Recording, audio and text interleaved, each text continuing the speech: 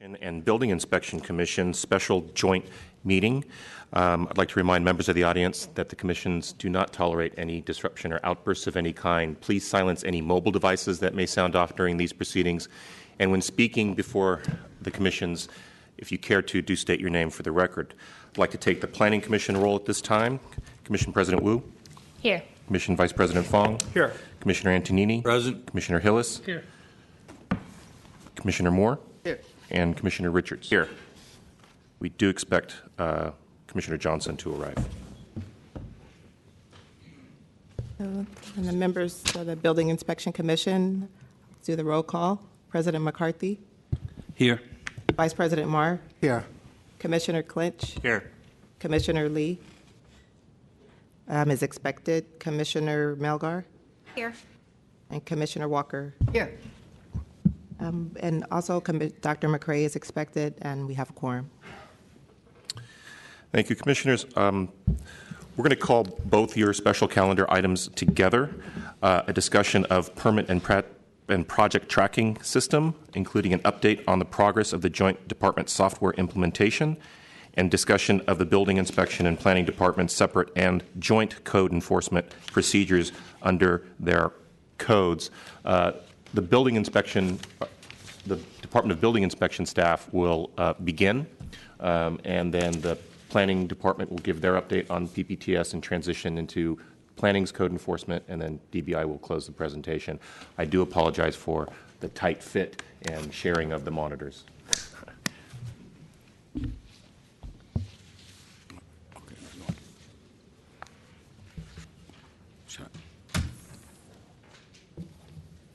Good afternoon. Both Planning and Building Inspection Commissions. First of all, today I greatly appreciate both Planning and DBI staff work on this particular agenda, and then to report to you two items. First item is regarding the new PPTS system update. The second item is regarding the code enforcement. First of all, regarding the update on the PPTS system is we are going to replace the old outdated tracking system with the new PPTS system, or we call Exceller. For this particular program, it's complex. Lots of challenge before, and we'll be moving forward for all our team, including Planning and DBI staff, and also the vendor like the Exceller and 21 Tech. We all working together, and then we are committed to meet the milestone, and also we will commit to reach the December 8th rollout day. But of course, like I mentioned, challenges. One thing, computer system is so complex with the data conversion and all those. Right now, for us, we will going to give you an update, how is the progress. Then second item regarding the co-enforcement. The way I feel empowered with working closely hand to hand with Planning, like, for example, lots of case regarding housing violation, and then we work with Planning, and then I greatly appreciate John sometime and Scott, Sanchez, Dan Zider, and all their staff. We, for example, like to resolve the 1049 market, as you imagine, we react right away within hours to come up some solution. But we will go to more communication, we'll work more together, and then my staff will show you what we are trying to accomplish with the enforcement. But it's also a challenge, how to get more new unit, meanwhile to keep the existing stock is a both challenge for both department, Planning and Building. But now I would like to turn over to John, my counterpart, and then my colleague, and my best friend now. Then he can say more. Thank you. Is this on? Yeah. Thank you. Good afternoon, Commissioners. Thanks for organizing this session. I think it's helpful for you to hear from both departments on our activities. I just want to thank Tom and the DBI staff for all their work on the permit tracking system. This has been a long haul. I think we all realize it's taken a little longer than we thought, but we are on the very last stages before going live. You will see us go live over the next 3 to 4 months in phases. We're very excited about that. We think this system will be a real groundbreaking way for us to do our work together to keep track of projects, for the public to have access to a much higher level of detail of information than we've ever had before. There have been a lot of staff on both departments who have been working on this for a very long time, and we're very anxious to get it going and actually see the system implemented. And so you'll hear detailed presentations from members of both staffs on this. On the code enforcement issue, I think it is important for you to realize that there is the departments do work together very closely on these issues, and I realize that sometimes there's the perception that projects fall through the cracks, that some things don't get addressed. I think there are occasions when that does happen, of course, but I think you'll also see that 90%, 95% of the cases go through the process relatively smoothly, and the vast majority of cases, in fact, do get addressed. So we're anxious to show you that information and how we work together on these. And I think with that, I'll turn it over to, I think, who's making the presentation, Henry from DBI. Thank you.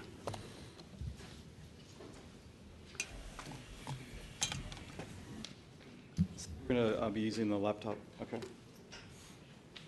Good afternoon. My name is Henry Bartley. I'm a project manager with the Department of Technology, and I joined the DBI project at the end of August to manage it through to completion. And so today, both myself and Glenn Cabreros, who will be up here in just a moment, will be talking about Excella, why it's a good change for both departments, and also give a little bit of exposure to the Citizen Access Portal, which I know is a key component of the platform. And then I'll be back and we'll close out on next steps. So this first slide really just presents some compare-contrast between Excella and the current legacy platforms that support both planning and Department of Business or Building Inspections.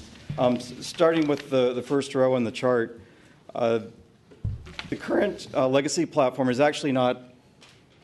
Oh, are you guys seeing this? Not yet. No, I believe we're going to call SF GovTV.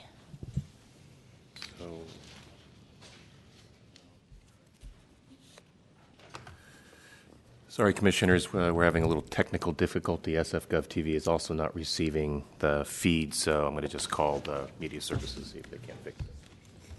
And are there documents for the public?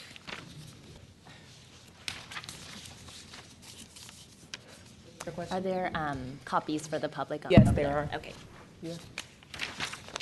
We just There see it this, goes. there was a cable There it unplug. goes. All right, okay, back in business. Great. Thank you.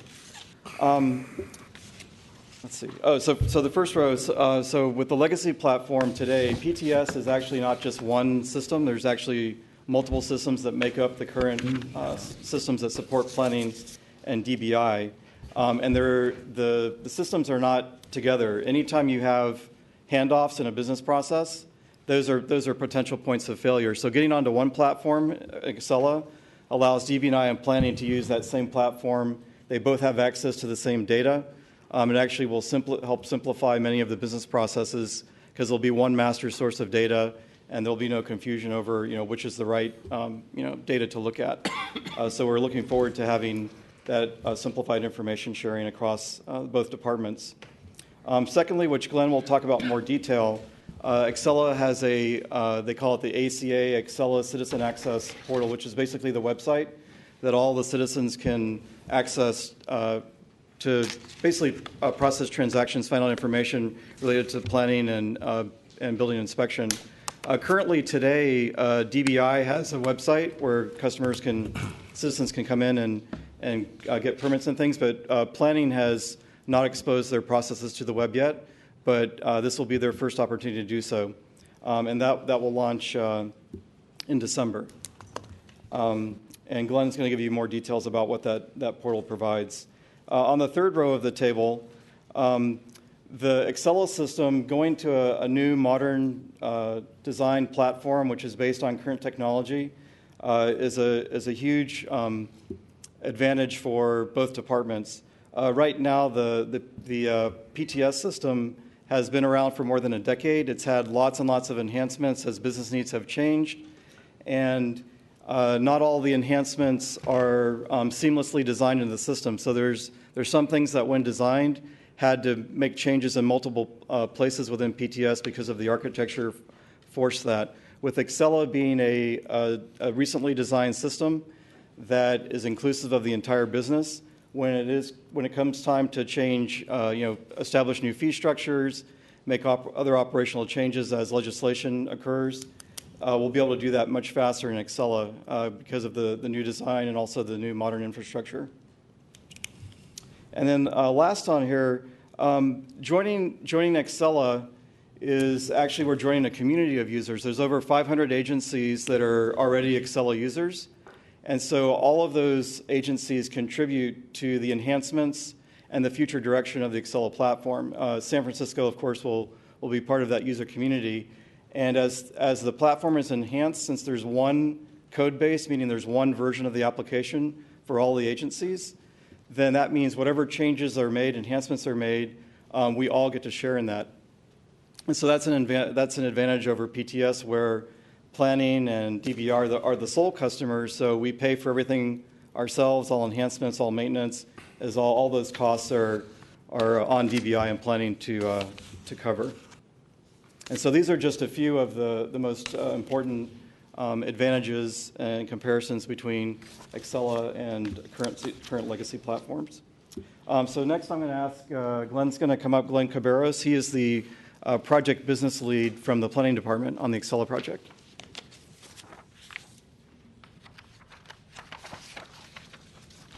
Good afternoon, Commissioners. Glenn Cabarros, the Planning Department staff. As Henry has just discussed, is one of the main goals of the PPTS system is actually to provide a sole platform for both building and planning departments. Not only has he elucidated the effects on staff and how those transactions go back and forth between both departments, but we thought this would also be a good opportunity to actually show how that integration works from the public point of view. Going back to previous commission hearings, I think there was a concern or an issue from both commissions regarding how the users would actually interface with this integrated system. So here on this slide is essentially the citizen access portal. It's a mock-up view of what the citizens would see. One of the first items would be the search feature, where users could actually go in and search on any type of application that either from planning or building department, whether it be a building permit application, it could be a conditional use application. They could see such details as who the contractor is working on that project, who the applicant would be, or even basic property information. That would be available to anyone that has access to the internet, essentially. With that search feature, there is an enhanced search feature for registered users that actually register with a citizen access portal.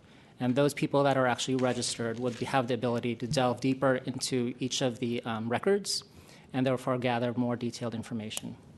Another advantage of being a registered user is the second aspect of the public portal, and that would be to be able to apply using the plan portal, or the citizen access portal, the citizen portal. And they would be able to apply to building permit applications, building department applications that are currently online. There are some instant online permits that the building department currently offers via their website. And it would also allow for the planning department to introduce online applications for a limited amount of records. That's something that currently the planning department does not offer. So it's something where the public could actually go to through this single portal to register and apply for either building records applications or planning applications. Again, it would provide maximum transparency to both department records, 24/7 access to these records because it is a web-based application, integrated searches, which we'll go to a little more in depth in the next few slides, and also just tracking and applying on applications online. This next slide, again, is just showing the actual integrated portal where members of the public or any user could actually go to a single point of entry and view either building department inspection records or planning inspection records or planning department records via the use of the two tabs there. It's there in that inset box there. And a new feature for both departments is actually the enforcement tab. And this is where users can actually file complaints to either department at a single point. Currently, to file a complaint on a project, users or the members of the public would have to go to the planning department to file an enforcement case, and then go to the billing department separately to file a separate enforcement case, even if it is on a related project. Now, via the Citizen Access Portal, that complaint can happen in one tab, and then on the back end, staff can properly assign that enforcement to the proper divisions in each department.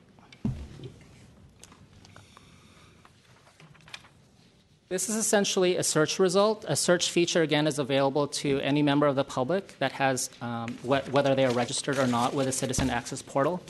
And they would be able to filter according to address, the date that the application was filed, even a range of dates. Say they want to see how many conditional use applications were filed with the planning department between a certain amount of years, and they would be able to see these search results. One of the beauties of this search result is actually these are live links, and from there the public can easily just click on the record that they are able to search for, and it would actually bring them into a more detailed screen where information on the project or the record itself is actually listed in fuller detail. This could include things like the work location, the parcel, the zoning, the applicant who actually applied for that project and when they applied for it. And probably what's really an enhancement for both departments is this processing status that will be showing where the application, either the building permit or a planning entitlement record, is in the review process. So you would be able to see when the application was filed, when the applicant got notice of, let's say, an incomplete application, how long it's been in their hands, when it was returned back to the planning or building departments, and then when it went to hearing, and eventually when it got closed out and approved and the permit was issued. So essentially, it is a very powerful system. On the back end, planning and building department staff have an increased amount of data entry. The Citizen Access Portal is providing a more transparent and user-friendly portal points of view, essentially, for people to access and actually use that data in a more consumer-friendly, user-friendly point of view. From here, I'm going to pass it back to Henry, and he's going to close out our presentation. Thank you.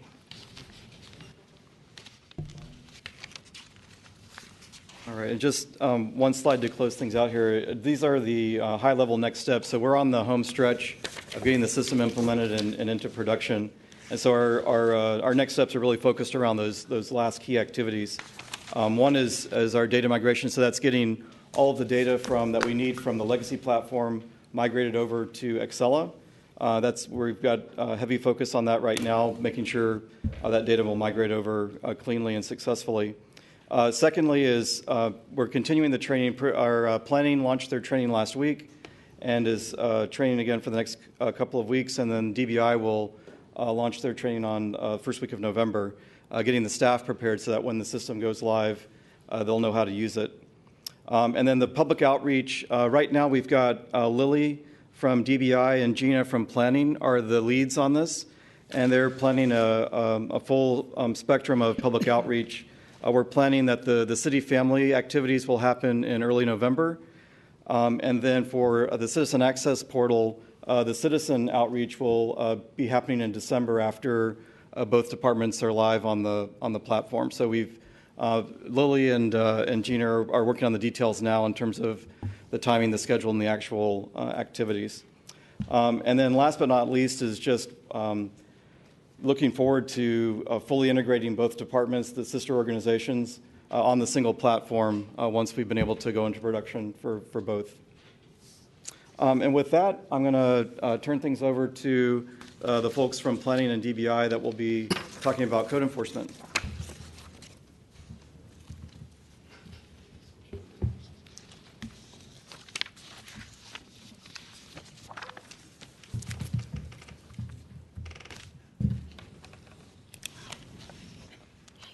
Great. Thank you, members of the Planning Commission and Building Inspection Commission. Scott Sanchez, Zoning Administrator with the Planning Department. I'd like to begin with a brief overview of the Planning Department's code enforcement process. Fortunately, it took a little bit of difficulty there, but I think the rest of the slides, and you do have hard copies with you as well. Planning Code Section 307 authorizes the zoning administrator to interpret and enforce the planning code. As such, the code enforcement functions of the Planning Department are in the Zoning Compliance Division, which I supervise. And so, next slide. Just an overview of what we do, and that is to help maintain and improve the quality of life in San Francisco neighborhoods. And we do that by enforcing the planning code requirements. And who we work with, we coordinate with a variety of agencies, city agencies, including Department of Building Inspection, Police, Entertainment Commission, Public Health, Public Works, and obviously the City Attorney's Office, which is very involved in these code enforcement efforts. Also, we work with residents, property owners, business owners, neighborhood associations. Those are often the ones who we're working with directly on these enforcement matters in terms of receiving complaints and abating violations. Our code enforcement team, I think over time we have grown. We actually have the highest level of staffing now that we ever have. There was a period of time where we really had a lot of part-time planners. Now we do have a very robust code enforcement function on here. As you can see, I supervise Chris Haw, who's the manager of code enforcement. And working with Chris, under Chris here, we have a variety of planners. We divide them up into quadrants, so we have a geographic emphasis that mimics our current planning permit review functions, but we also have some specialized functions as well. John Purvis has been working on general advertising signs and also business signs. Kelly Wong, who's joined us recently, focuses on historic preservation, and that's a new position for us. We have a new Planner 2 position coming on in the near future due to the recent budget improvements. Audrey Butkus is another new planner who's been focusing generally on the short-term rental enforcement matters. Now some information on how to file a complaint, and I think as Glenn noted, we're looking very forward to the PPTS system, which would have a one point on the web for filing a complaint that would then be diverted and triaged to the appropriate agencies. But currently, complaint to planning can be filed through our code enforcement hotline, just general phone to either our reception or planning information counter. We get complaints faxed in or emailed to our email address. They're in person. They come into the Planning Information Center to drop off complaints, or by regular mail. Website, someone can take a PDF of our application and email it to us. And also some referral from other agencies. From 311, the kind of general clearinghouse, we get referrals from 311, DBI, Public Works, Entertainment Commission, Police Department, Mayor's Office, Board of Supervisors. And this is a sample of our complaint form. Hopefully it shows up maybe a little bit more clearly in the packet, but we do ask for information about the location of the violation and description about what the violation is, how it's being observed, and someone can also provide their contact information so we can get back to them with updates if they request. Here's a list of common complaints, and as you can imagine, I think under the planning code we have quite a few different use types, dozens of use types, dozens if not hundreds of definitions, which we are looking to improve in the coming weeks and months. But we do have a variety of complaints. Conditions of approval, medical cannabis dispensaries, tobacco paraphernalia establishments, massage establishments, historic preservation concerns, short-term rentals. Those are some of the more common ones. Illegal commercial uses in residential districts, be it, I hate to say a chop shop, but maybe illegal auto repair in someone's house is also a fairly common complaint. We also do have a fairly discrete enforcement effort for general advertising signs, which I'll go into a bit more detail in just a moment. And here's a list of active complaints in the city, currently about 1,030, and that's the total universe of all complaints. So some information on how we respond. The goal is to compel compliance. So the goal is not to assess penalties. The goal is to get compliance with the planning code and, again, improve the quality of life for those in the neighborhoods. We'd initiate a fair and unbiased code enforcement process to ensure these. Our highest priority is the loss of housing.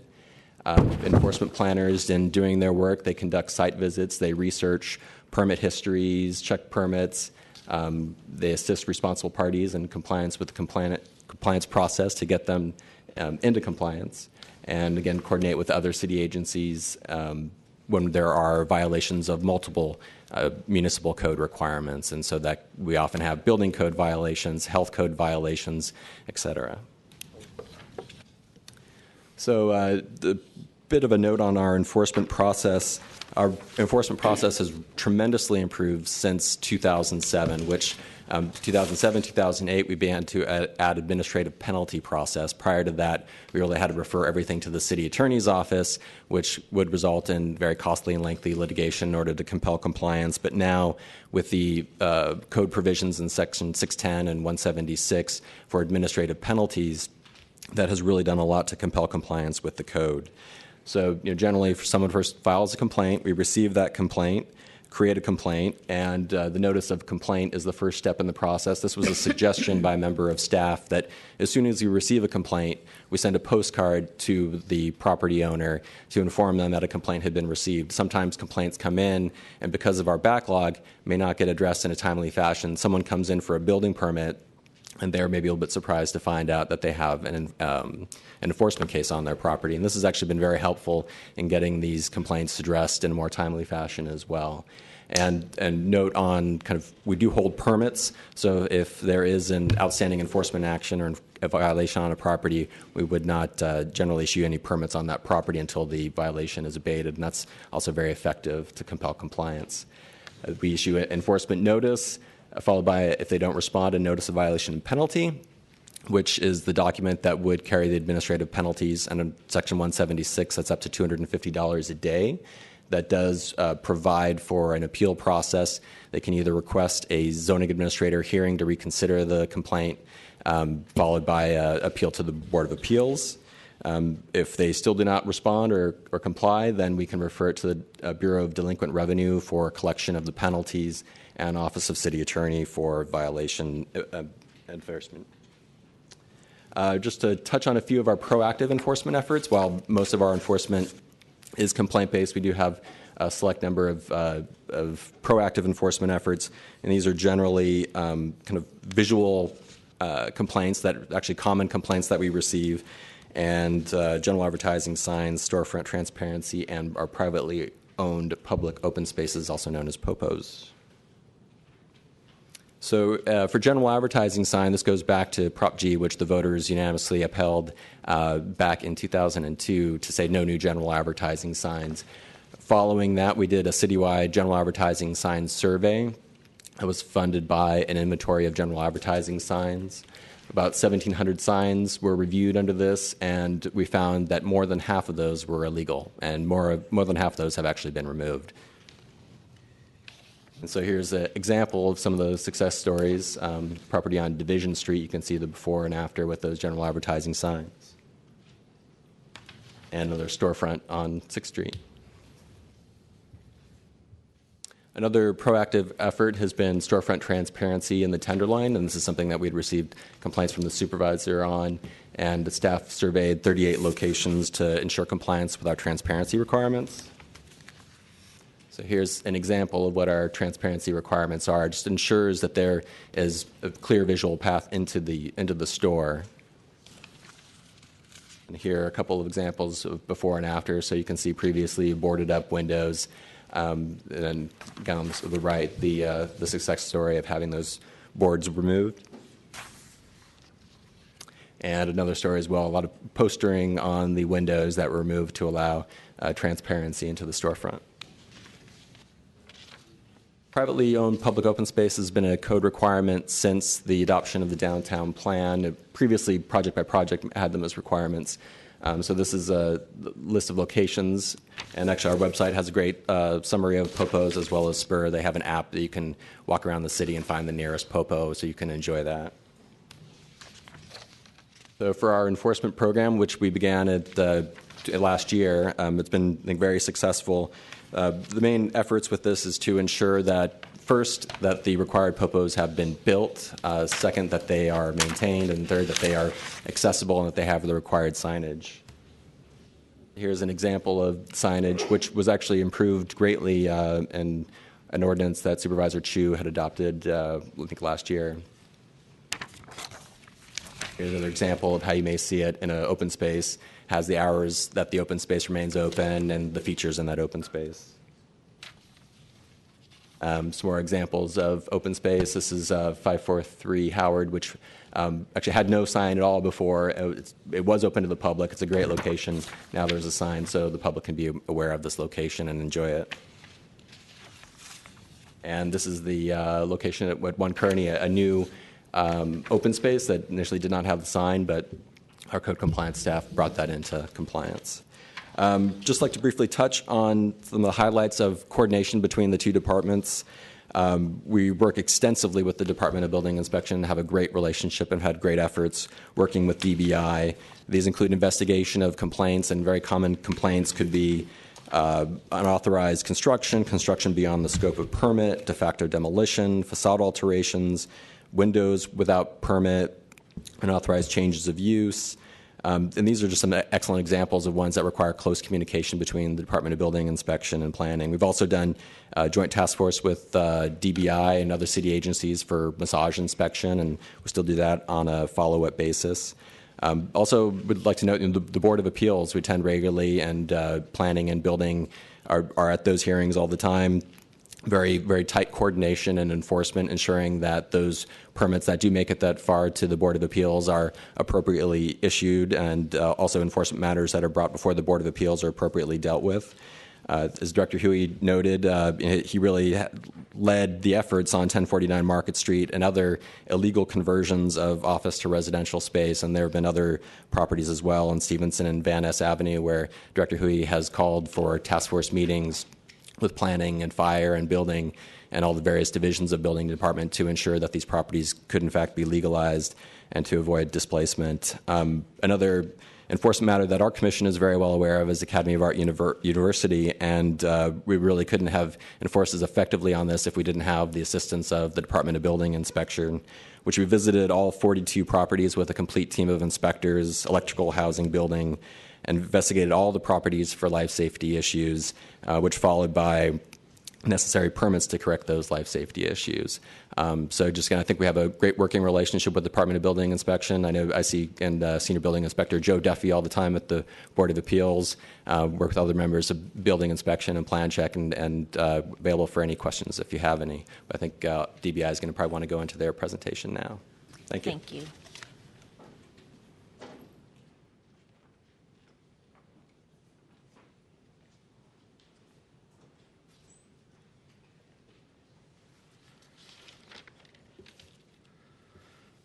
Good afternoon, Commissioners. Daniel Lowry, Department of Building Inspection. Department of Building Inspection implements comprehensive enforcement citywide through the efforts of multiple department divisions. Department of Building Inspection divisions that conduct code enforcement. Building Inspection Division, Plumbing Inspection Division, Electrical Inspection Division, Disabled Access Section, Code Enforcement Division, and the Housing and Inspection Division. We all perform the divisions that conduct code enforcement. A lot of these agencies are inspection driven, but they also conduct code enforcement along with the Housing Division. That's 100% compliance towards complaints. The department's mission to safeguard health, safety, welfare within the building environment, preserve quality of life issues, promote safe, sanitary, functional housing. The next slide is the organizational chart of the chiefs and the seniors that are responsible for the inspectors that help oversee the enforcement. For the code enforcement overview for building, plumbing, electrical, and code enforcement, there's a flow chart there of how a complaint is performed and the code enforcement process that it goes through. The following slide will be the housing code enforcement overview, how their complaint goes through the channels for the abatement process. Enforcement categories for DBI and city planning intersect. Alleged violations without permit, changes to building envelope, alterations to building exterior, other building alterations, changes in occupancy or use, satellite dish, antenna, or awning installations, siding installation, construction within front or rear parcel setbacks. Related collaborative actions, DBI complaint intake and initial field verification and inspection. Concurrent referral to city planning, issues of notice of violation, initiation of violation abatement, administration hearing, and cost recovery process.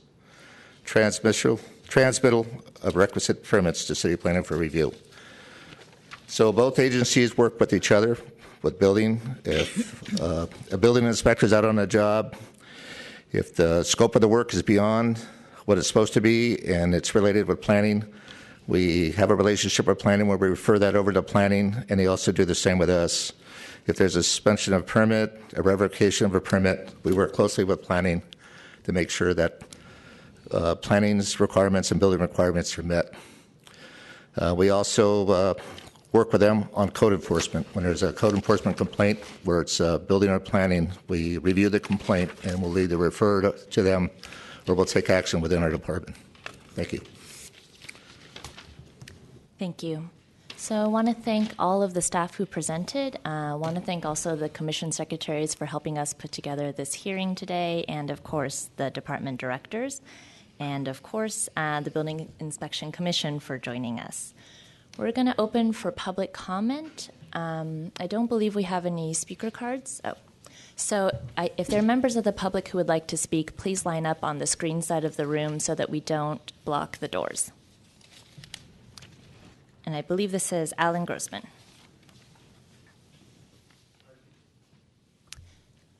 For public comment?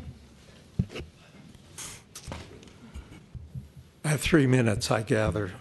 Yes. Actually, I thought this meeting was going to discuss the new project and permit tracking system. I heard a lot about how the planning department handles enforcement, and I heard a lot of other stuff, but I didn't hear much about PPTS, as it's affectionately called. First thing you ought to know, if you haven't figured it out, this started almost 3 years ago on a $3 million contract. That contract amount has more than doubled, so it's up to almost $7 million, and there's another $2 million in the budget. But my real interest is the city's urban forest, as Mr. Sanchez will tell you. The planning department is the gatekeeper on enforcing the planning code provisions dealing with the urban forest. Unfortunately, under the old PTS, there was no public access to how they identified and followed up the provisions in the planning code that required the planting of street trees. San Francisco is deficient by at least 60 to 100,000 street trees. And I need not tell you the value of a street tree. The Better Streets Plan tried to help it. That was adopted in 2010. And there is currently in the works an urban forest plan, the first part of which was just released in draft form, dealing with how they're going to raise the money.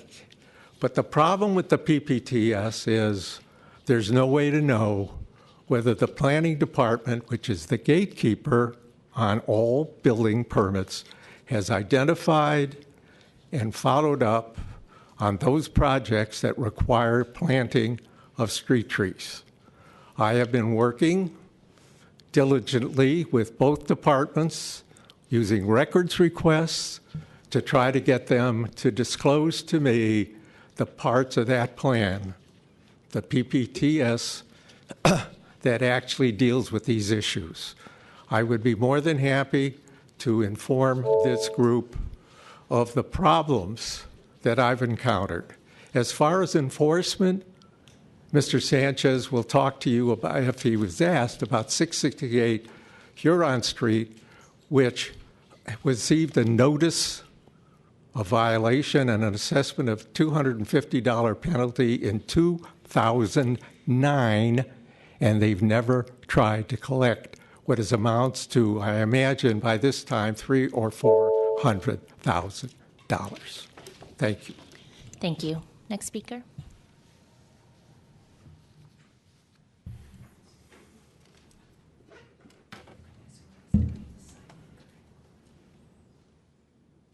That's okay.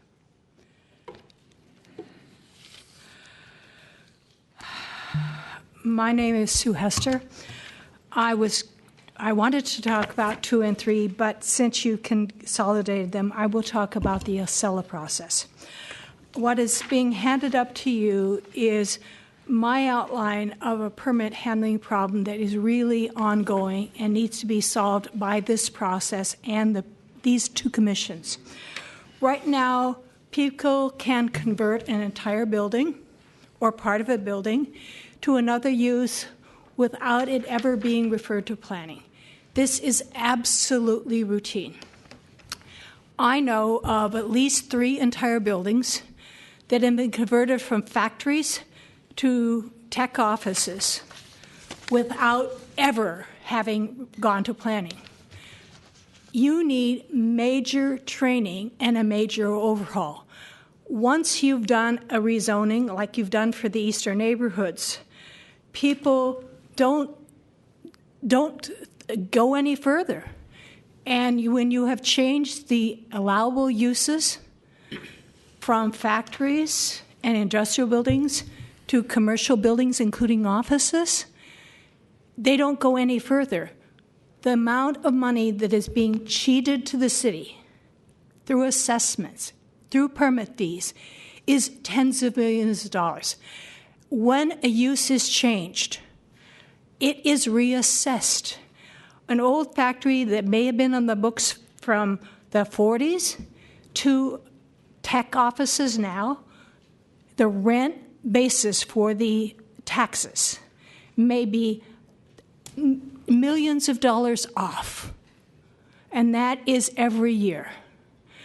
If the planning department doesn't review industrial buildings and everything is a tenant improvement, and every building has an office in the factory, none of them don't have it, and the expediter comes in saying, I have this old permit.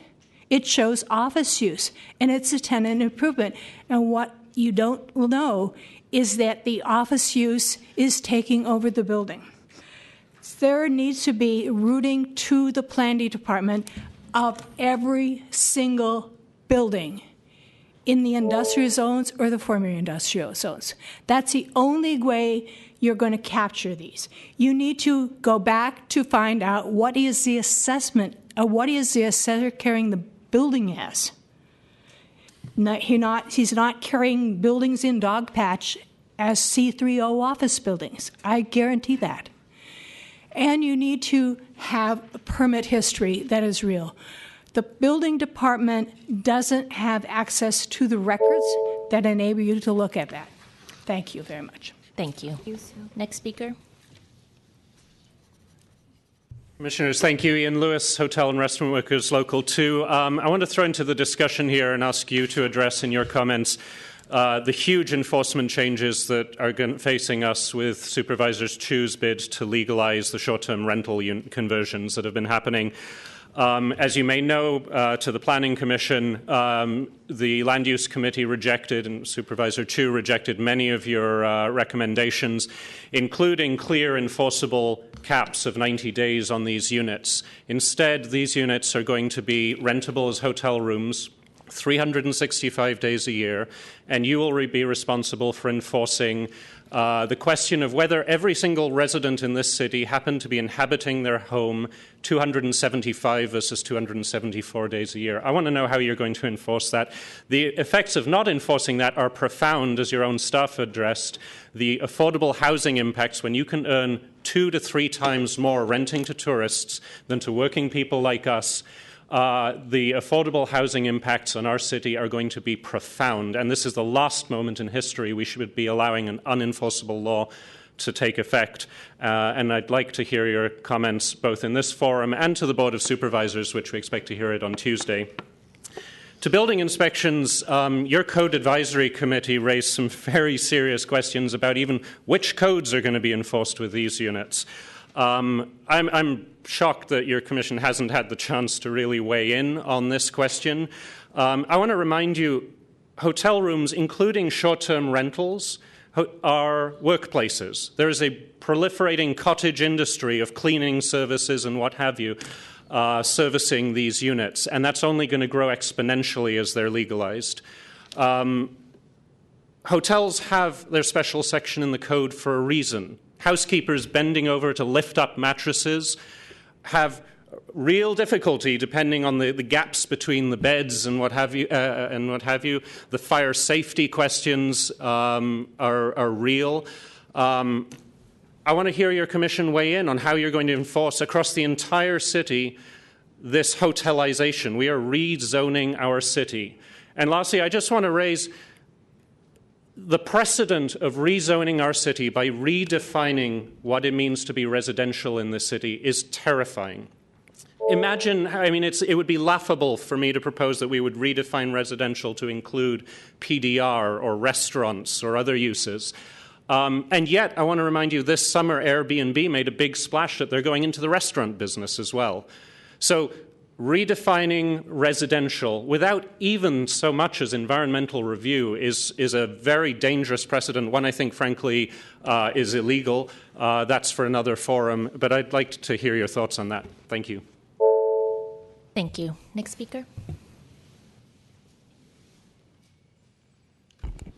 Good afternoon, Commission. My name is Charlie Goss, and I'm here representing the San Francisco Apartment Association. I also would like to speak on your Commission's joint responsibilities of enforcing the short-term rental law. On Monday, the short-term rental law was heard at the Land Use Committee, and Supervisor Cohen introduced an amendment that would require a sign to be posted on the back of each door of a short-term rental unit, which provides information on life safety devices and safeguards in the event of an emergency. The sign would state the location of fire extinguishers, gas shutoff valves, directions to fire exits, and means of egress. Her amendment was adopted, which implies that the additional protections, signage, and safety requirements that apply to hotels should apply to short-term rental units. These are life safety issues, and they're very serious, and we hope that you address them as well. We're concerned that DBI staff was not given the opportunity to address how it would enforce the content of these signs, the posting of these signs, and if these signs are in fact going to be posted for short-term rental listings. DBI recently is putting these signs on earthquake buildings that haven't done their seismic retrofit. These signs were publicly noticed. They were discussed by your Building Inspection Commission. They were discussed with stakeholders, and the public was allowed to give input. They also have a clear way of enforcing these signs, and none of this is applicable to the short-term rental situation. There's no enforcement whatsoever on these signs currently. It hasn't been addressed in the legislation. There isn't proper funding for the enforcement of these signs. Again, these are life safety issues, and they're very serious. Somebody will get hurt in an Airbnb unit, and we need to be proactive about this problem. Lastly, the committee has stated that DBI should not be the enforcement agency for the legislation, but with issues with regards to building code, signage requirements, life safety requirements, DBI is the only logical enforcement agency, and I would like to see that be addressed. Your Code Advisory Committee, DBI's Code Advisory Committee, has rejected the legislation. They issued a report on the 13th of August and said that it fails to address life safety concerns, fire safety concerns, accessibility concerns, and a number of other things. They recommend that you do not move forward with the legislation as it's currently written, and that we at least allow the Building Inspection Commission to talk about this, as Commissioner Walker and Commissioner Marr had mentioned at your last Building Inspection Commission meeting. These are very serious life safety issues. There's a lot of enforcement that needs to occur, and without proper enforcement, somebody will get hurt in an Airbnb unit, and the city needs to be proactive with how it enforces these life safety laws because we need to avoid that occurring. Thank you for your time. Thank you. Next speaker. Calvin Mulch, San Francisco Information Clearinghouse. I will try to keep my remarks as brief as I can. in following Mr. Goss' concerns. I'm speaking about the STR issue, but I'd first like to go back and ask for some discussion as to how, between your two commissions, north of 10,000 units have been converted to an illegal use in San Francisco, with evidently no knowledge on the part of you commissioners. How did this happen, and what actions need to be taken to assure yourself and the people of the city and county of San Francisco that it doesn't continue to happen or happen again? We are now being confronted with the notion that by the change of a definition, we are going to transform 370,000 residential units in San Francisco to being allowed to do short-term rentals. That is a profound change. We are being told that this should be allowed for 90 days if the owner or the principal resident is present, and the rest of the year, 90 days if the principal resident is not present, and the rest of the year if the principal resident is present. So your commissions are going to be asked to come up with, and your staff and your permit system, a monitoring system as to where San Franciscans sleep and where they sleep. I want to hear you discuss how you do this, or is this an absolute fiction and we are in fact allowing short-term rentals 365 days a year through 370,000 residential units in San Francisco, which is what it appears to me and evidently to planning staff who recommended that it only be allowed 90 days. What is the beef? Why should we care?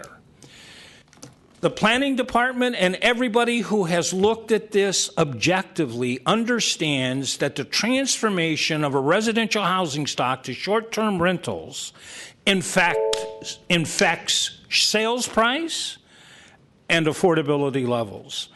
We have the city attorney already litigating people using evictions to create vacancies for short-term rentals. This is a profound impact on the housing stock of the city and county of San Francisco, and it needs to be discussed and acted upon by both of you commissions. Thank you. Thank you. Next speaker. Good afternoon, Commissioners. Peter Cohen from the Council of Community Housing Organizations. I'm going to follow the previous three speakers and talk also about short-term rentals. The presentation earlier was fascinating, and just thinking about the challenges of jointly enforcing the various codes, I suggest that you are about to embark upon one of the most difficult things to enforce that the city and county of San Francisco has ever dealt with in the last 2 decades. Short-term rentals is going to be a nightmare. And what's troubling is that we have a very, very accelerated political process to push through a piece of policy at the Board of Supervisors without properly having thought about the ramifications at the very nuts and bolts level, which is your purview, of how to make sure it's done well, how to make sure there aren't cheaters, how to make sure the city's covered. And it's curious that those kinds of specifics that you've heard from previous speakers aren't really resolved while we have final decisions on policy being made. So again, to hear you think about this and perhaps share your concerns and suggestions would be very valuable. The issue of changing from 90 days, which honestly we think is already incredibly generous. I don't know anybody in the city who has 3 months of vacation that could be gone from their unit, but God bless them if they do. So if you have a quarter of the year that you can rent out your house, your apartment, your room, that's quite generous. And that in and of itself raises a number of code compliance enforcement issues. But to think that any residence in the city could be rented out 365 days a year if I happen to be sleeping there 275 days of those years changes the game entirely. You're talking about bed and breakfasts. You're talking literally about hotels. That is not a residence with short-term rentals of vacation. It's not something where you can consider this to be sort of just a temporary situation. This is potentially a permanent bed and breakfast, permanent hotelization. It raises all kinds of questions of what are the proper codes to be enforcing. Was raised earlier, Supervisor Cohen suggested there be some posting. Great idea. So are we actually posting for a small hotel to make sure people know how to get out the back door or turn off the gas? Or are we posting for me and my family because they're the only folks in my apartment and I know where to turn off my gas? It's a totally different game.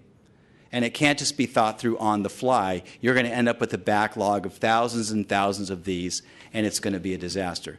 Please think it through and share with us how you might suggest some changes to the board. Thank you. Thank you. Next speaker.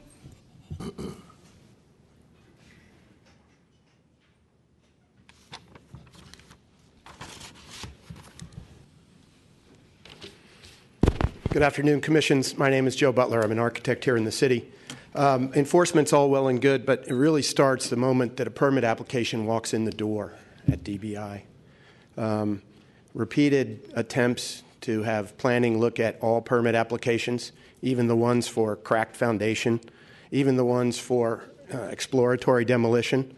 There's currently an exploratory demolition permit out for a building whose facade is all that remains. Well, that was fairly exploratory. Exploratory means you open up the floor to look at the joist to see if there's dry rot. You take off the sheetrock inside the building in a corner where there's mold. They removed the building, except its facade, lifted it 6.5, 7 feet, and now that's the existing height according to the plans. So how does this happen? I don't know how it happens, but it happens regularly, and it's got to stop. There's no curiosity on the part of staff in either department to get to the bottom of something. Everything that's presented to them is trusted as fact. On the screen, you'll see a permit application that came in. The engineer signed his stamp. I'm sorry, the print is so tiny. My point is not for you to be a handwriting analyst, but each of the 3 signatures is different. Well, maybe he had a stroke. Does that mean in between signing the first sheet and the second sheet he had the stroke? Or between the second sheet and the 6th sheet he had the stroke? That particular engineer files hundreds of permits a year. Hundreds of permits a year. Let's go to another issue, the valuation of the work. When my clients pay a permit fee, I contend that they pay extra because some expediters don't pay their fair share. And as a revenue department, both departments need to earn all the money that they spend. So if somebody's getting a free ride or a discount, everybody else has to pay a little more to make up for it. This happens so repeatedly, and there's a person on the panel up there who could speak to it personally. How does this happen? It's one thing to make a complaint. It's another thing to get someone interested in enforcing the code. Neighbors complained about an illegal demolition. The building was gone. It was an alteration permit. Plain to see. DBI sent out an inspector. Well, it looks just like the plans, so no violation. Well, did you look at the pink slip that said alteration? Maybe not. Brought to planning. Planning says, oh, it's up to building. If building likes it, we like it. Then it took an attorney to send a detailed letter to the departments about all of the code violations. Thank you. Thank you. Next speaker. Good afternoon, Janan, New San Francisco Apartment Association. I'm just going to take a minute. Charlie Goss, my colleague, already spoke to you. First, I want to say we have nothing but respect for the commission and staff at planning and DBI, but we have a serious problem with this legislation that's moving forward at the Board of Supervisors. The question I would like to address and hear you talking about today is the new signage requirement that's supposed to go into rental housing units. Is the tenant supposed to be responsible for that? Is the owner supposed to be responsible for that? And we worked with Director Huey on this sign for earthquake preparedness, those people that aren't doing their seismic work. And as you can see, it's translated into Chinese and Spanish. So on these signs that are supposed to be posted in the rental units now that are getting converted to short-term rentals, are the signs supposed to be in Chinese, Spanish, Russian, and because we have a lot of European tourists, are they supposed to be translated into possibly German and Polish also? Or how are we doing this to make sure that these guests that are staying in rental units are protected as they are in hotels for obvious reasons? Thank you so much. Thank you.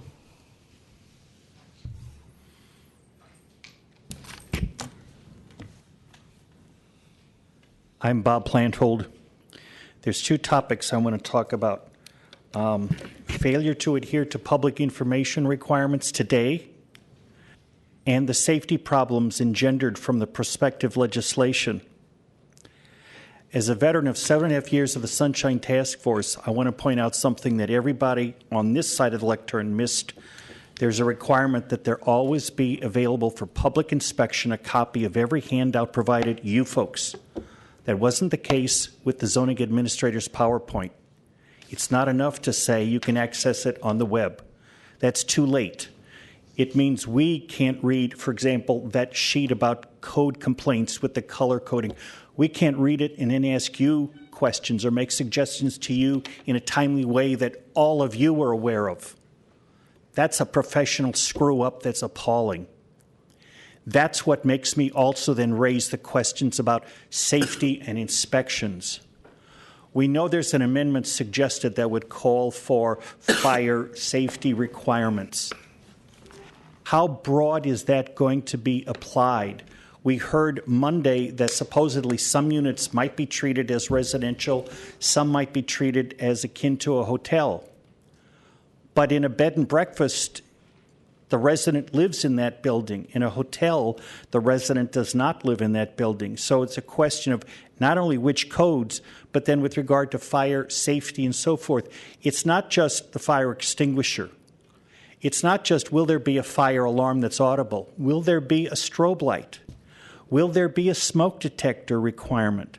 Some jurisdictions also have a carbon monoxide detector requirement for when there are fireplaces. How many detectors are going to be required? And then if a neighbor, a resident, a homeowner, adjacent, above, below, next door, behind, finds out a unit is being rented and sees that it's not registered, what sort of complaint do we make for our safety that I can get out of a building where there's an STR rental happening, that I know I'm going to be safe despite whatever strangers are coming in, have access to the building entry code or key, and can be in and out of the building? What's going to keep me safe when we don't know yet what you folks have decided? We don't yet know what the legislation will provide. Those safety concerns could come back and bite you and make it a public embarrassment, I'll say, for those who failed to really look carefully and develop specific criteria on inspections and how the public complains. Thank you. Is there additional public comment? Okay, seeing none, public comment is closed. We'll open for commissioner comments. Commissioner Antonini. Thank you for an excellent presentation. I have a few questions. I'm not really sure who I address them to, but let me start with someone who representing DBI. I just want to ask about a general policy for inspections. Presentations were made about areas that you're proactive on, but what sort of a system do we have to find a building being done without benefit of a permit? Do we drive around looking for debris boxes, or do we wait for someone to file a complaint? Well, how is this basically handled on a general policy as far as the city is concerned? Good afternoon, DBI. Dan Larry. Complaints come in several ways. They could come in through the counter. They could come in through a phone. They could come through 311. They could come from other referral agencies. They also could come from an inspector. If an inspector is out doing an inspection and it exceeds the scope of the work that's approved, they could issue the violation. Plumbing inspection division, electrical inspection, building inspection, they all issue notice of violations. So if, say, the plumbing exceeds the scope and it's unsafe, they issue a violation along with electrical and building. Code enforcement also issues notice of violations. So we get violations in many different areas. I mean, they come, like I said, through the phone, through the web, through a letter, through anything, and also through inspections that we see if it's out of the scope of the work, or if there's no permit for that job that we drive by and we can check, they'll issue a notice of violation. So from what I understand, it's sort of random and complaint-driven most of the time. Most complaints and notice of violations are complaint-driven or inspection where they exceed the scope of the remodel. Yeah, but I'm talking more about situations where somebody just doesn't even bother and they just start to add on or to remodel their property without even bothering going through permit process. Right. Most of those are complaint-driven. Okay, thank you. And then the other thing I was going to ask as a follow-up on that, there's been a lot of talk about life and safety issues, short-term rentals, but I'm thinking about long-term rentals because I had the occasion to inspect a place in the Mission District as part of we were approving a project that was related to it on a different floor, and I saw lots of things that looked like a lot of plumbing and electrical problems. Not being an inspector, it didn't look very good. And I'm wondering if there's any sort of random checks that the department does of housing units to just see if there's anything that isn't life and safety violations. I could have Rosemary speak on behalf of the housing, where they do routine inspections. Commissioners, good afternoon. Let me just add a few things to what Deputy Director Lowry just said regarding complaints, and let me focus on housing.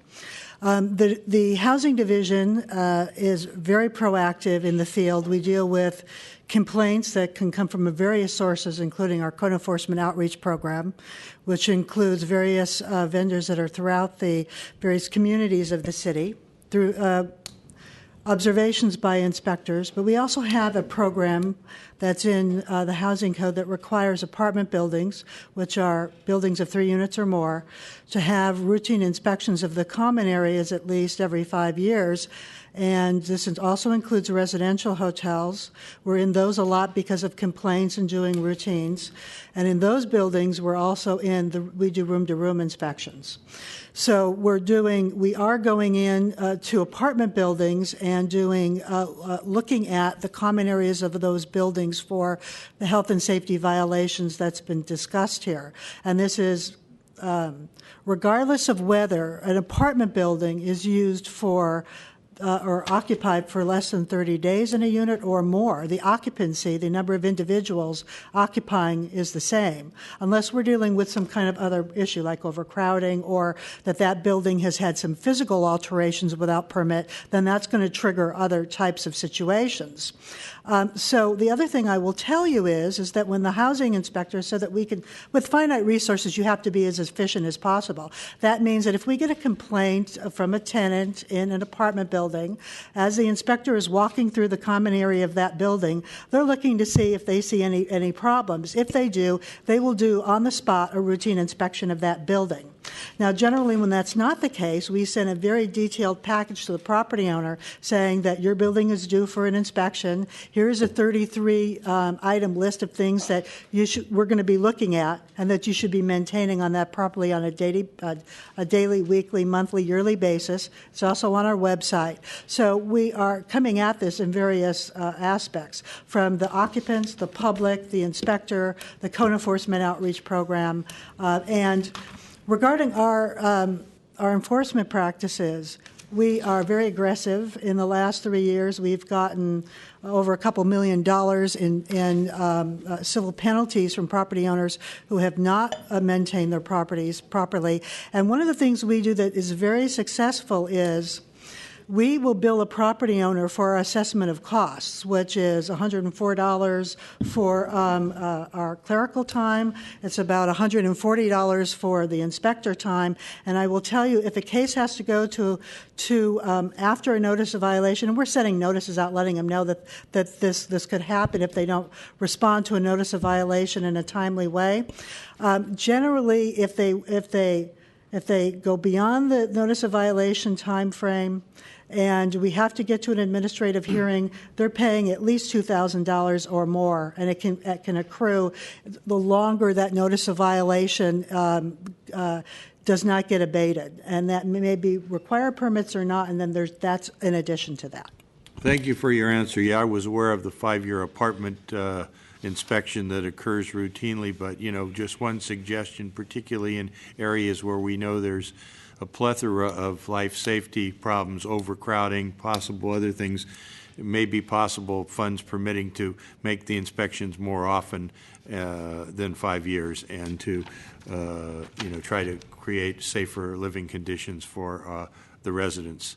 That's an excellent point, Commissioner. And one of the things we do when we go into the building is we determine what the next cycle is going to be. It's not our intention to wait 5 years. If the building is in really poor shape, it's going to get on a 1 or 2 year cycle as far as we return. And those buildings where we have we're in there often because of complaints, multiple complaints, that's usually the case that gets sent to the city attorney.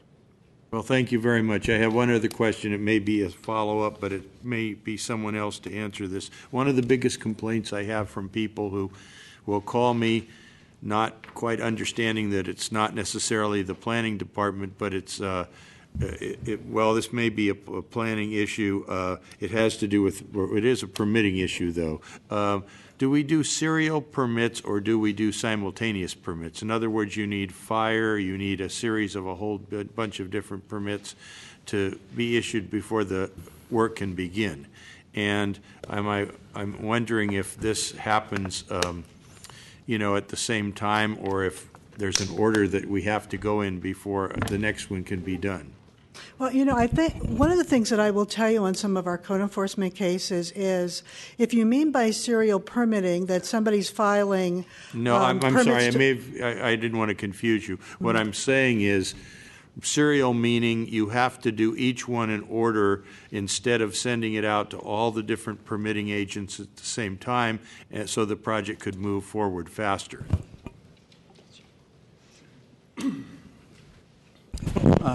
Ed Swinney, DBI. Commissioner, could you, if you have a project, and I think what you're talking about is if it's a small addition, and if you find dry rot or if you some structural problems, we require revisions. Those revisions can be got prior to the original permit being finalized. It's also possible that you could get a window replacement permit and later on decide to change your roof. Yeah, I understand what you're saying, but I'm talking more about a fairly large remodel or new construction. Most of the complaints I have coming from sponsors, small and large, is that it takes a long time to get through the permitting process because, at least if they're telling me this correctly, they have to go each one in order, and if one's dragging their feet, if fire's dragging their feet, then it takes forever to get to plumbing or whatever the next one is. I believe you're talking about the site permit process. Site permits, yeah. Site permit process, at the beginning, the project sponsor writes a letter and tells us in which order he would like it to be done. If it's a high-rise, they'll get grading, shoring, foundation, tower crane, and then they might get it in smaller increments. Like, for instance, your S4 might be to the podium level. S5 might be your structural. Your 6 might be MEP, and on and on. On a high-rise, you could have up to 15, 16, 17. If you get to a point where you realize your MEP isn't quite right and you want to get going on another portion of your building, you write a letter to us and say instead of number 7 being addendum number 7, you put addendum number 7 down to addendum number 9, and that's you. As long as we have a letter and it tells us the order in which they come, we'll issue those addendums. Okay, thank you. And the same would apply to a smaller project, say a remodel where there's a vertical addition or something. The homeowner is able to ask what order they want their inspections, or can some of these be done at the same time? Some can be done at the same time. If you don't go the site permit process and you have different permits, different consultants, they can come all at once. Okay, thank you. That was just one thing I've heard from people. And one final question, I don't want to dominate this, but from planning, another problem seems to be, people call me about, is if a staff member is assigned to a project and they go on vacation, maternity leave, or a variety of things, it sits there until they come back. I mean, I think, is this true or false? But it would seem to me there should be multiple planners on a project, and if somebody's ill or unavailable, it should go to a co-planner. Can anybody comment on that from planning? Maybe I'll comment on that, Commissioner. There is, because of the workload right now, there is a problem when that happens. I agree, and so we're trying to figure out a way to address that kind of backfill issue that you're raising right now. We've also had that problem with respect to people who have left the department in recent months, because a number of staff, long-term staff, have left the department. So we're trying to make sure that those get assigned. Well, I appreciate that, Director Ram, although this complaints have come over many years, even in slow times when there seems to be this policy that it kind of runs with the planner, and when the planner isn't around, the thing doesn't move. I'm not sure if that's true or not, but that's what people say. Thank you. Thank you. Commissioner Marr. Okay, I'm sure like some members of the public that spoke already, I find it a little hard to speak on both these issues at the same time, but I'll do my best. My JAG the last couple of years on the Building Inspection Commission is not only to get things done better, but to get things done fair.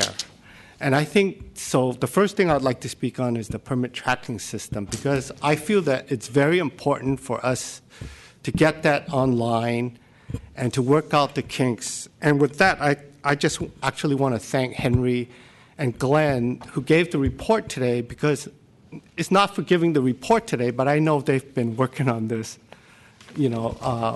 all the time to get to where we're at. Because I think one of the biggest problems with both planning and DBI is I get a lot of complaints from homeowners and small property owners about how long it takes to do something. But at the same time, just in the Chronicle this morning, there's a small article, and you have to look to find it, about an expediter that pulled 600 permits from us this year. And so that's the fairness question. How do some people pull 600 permits? And there's a homeowner out there who's complaining, beating us up, probably beating up planning more than us, about why it takes them 6 to 9 months to add a bathroom or to put up a deck. And they're paying a lot of money to get that done, too. A lot of this has to do with what's over the counter and what's not. And I have asked, and I've been on the commission now, I think this is my third term. I've been on here for like 5 years. I still haven't been able to get a straight answer. So it kind of goes to that thing about how some people can pull a permit and do tenant improvements for 400 units, 400 offices, and do it quick. But again, that homeowner or the guy who has 2 or 3 units waiting for that extra bathroom, and God help you if you're trying to add a garage, forget it. That'll take you forever. So that's the kind of stuff I want to talk about for the PTS. It's not only that we put it online, but actually I would like the homeowners and the people trying to get a permit to find out what the heck, why is it taking so long? And also I want the advocates out there to figure out, how can somebody pull 600 permits? Who's pulling it? Who are they pulling it for? And how much are they paying for those jobs? And I think we'll find out a lot if the public can get that. Then I think, don't just come to us, Go to the Board of Supervisors, go to the mayor's office and find out. So that's, to me, the most important thing about the PPTS. I support the Acela system. I think it's good. A lot of other counties are using it already. So San Francisco, we like to think we're on the cutting edge, but we're not on this. A lot of people are able to do a lot of stuff on it. So I know our staff has been working really hard on it, but to me, it's not about just putting the system up. It's about what can the public see once it's up, and can they keep a track on this? So now I don't want to hog up the thing, but I want to go to this other thing about the code enforcement. Again, people complain about a lot of things in the city about not getting their permits or their neighbors getting a permit or doing things without a permit. Here's the problem with code enforcement. It does fall, with all due respect to planning, disproportionately on building inspection. And it should, because we have a lot more staff. We have a couple hundred employees out there. Some of them are driving around in their trucks looking for things. So, if you have a porta potty they don't know about in front of a house, they would guess that there's some work going on, stuff like that. So it does fall on us. But here's the problem I have with some of the changes of use. Again, it has to do with, why doesn't the public know about this? Because it didn't go through a public process. And this is even a problem with the short-term rentals thing, which is, we put it on here as code enforcement because it's not just short-term rentals. There's a lot of change of use going on. And one of the speakers was right. It's about changing factories into, offices. It's about, the Academy of Art. I still have questions about that one, if people think it's resolved. But, they changed not only housing, they changed some housing into student housing, and then they changed some former factories and other uses into a school. So there's a lot of change there. But the other thing about the short-term rental question is that I've been getting lobbied, and again, I sit on the commission as the representative of property owners, full disclosure here. So one of the questions I asked one of the tenant groups is, well, have all these issues been resolved? And I'm getting two different answers. Some people say yes, and some people say no. And the other thing I asked straight out, being a landlord, is that if my tenant rents out their place and I find out about it, and it violates the no subletting clause, can I give them a 3-day notice and say, stop it? And they go, well, no, we don't want to support any threat to evicting a tenant. I said, the purpose is not to evict them. So just like DVI says, and the planning says, our main goal of both, I think, departments is compliance. We don't want to, our main goal is not even to collect the fines and all that. We just want, if people are not doing it right, we want them to do it right. And the same thing, so I asked this tenant advocate, well, what about, you don't want me to do it, I won't do it, but what about the tenants? He goes, oh, no, well, we don't want them to get in trouble. I said, you know what, you can't have it both ways. You can't have it both ways. So that's the only thing I have to say about that. I think there's still a lot of discussion going on about that issue. And it's not only the short-term rentals, but it's all these changes of use that's going on. And I feel that there has to be more public scrutiny and public disclosure about what's going on. But it can't just come out on the small landlords, and it can't just come out on the small property owners on both of these issues, because there's a lot bigger players getting away with things. Thank you. Commissioner Walker. Yes, thank you, President Wu. Thank you, commissioners, for taking the time to talk about these very important issues. Thank you for our staff for presenting both on our PTS system and code enforcement. The PTS system has been in process, as many of you know, for at least 15 years.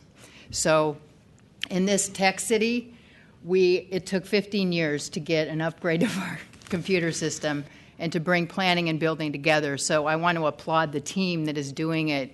It is no small feat. So both directors and staff, And it's crucial because the data is important on these issues, and we need to have the data available to everybody making decisions and touching these projects as they go through. So I'm really excited that we are where we are. We are set to go live on our system December 8th. That is huge. I think it will help us a lot as we move forward any kind of code enforcement issues. It will help us to have the data at hand and know that we can rely on it. So that's a key component of the code enforcement aspect in both of our departments as well. As to code enforcement, I really have been pushing this issue. I know my own commissioners are kind of sick of hearing about it, and I apologize in advance if we go over this too much. But where the problems lie in our planning system and building system is in code enforcement or lack of. From the beginning of our process, from permitting all the way through building and occupying. And our departments are partners. No matter who has the responsibility for code enforcement on an issue, whether it's the planning code or the housing code or the admin code or whatever, we have people out in the neighborhoods all the time checking permits, responding to complaints. We have hundreds of inspectors out there. We want to partner with planning on helping on code enforcement so that we, after spending hours and hours discussing all of these policies and procedures, actually code enforce. So the goal of this discussion is to try and bring our departments together on these very complicated issues that are coming up right now. I live in the North Mission. That is one of the ground zero for this change of use via building permit. Sue Hester brought this up, where whole buildings are being transformed from PDR manufacturing to office use, tech. Because there isn't a proper evaluation and there isn't a proper process for evaluating within our departments. The consequences, businesses are being forced out, industries are being forced out. Parking is overwhelming neighborhoods. There is conflicts going right and left between businesses next to each other, and we're failing everybody, essentially. So by us not dealing with it, we force the issue out in the neighborhoods and have neighbors fight with each other, businesses fighting with each other, residents fighting with businesses. And we could easily circumvent some of this by actually having a process that uses the PTS system and brings our departments together at the whole process, from application, reviewing permit applications, coming together to agree on a dollar value of when tenant improvements need to be reviewed by planning, cross-training so that so red flags go up. If you're putting showers in an industrial building, maybe somebody should look at that and see what is actually going to go in there.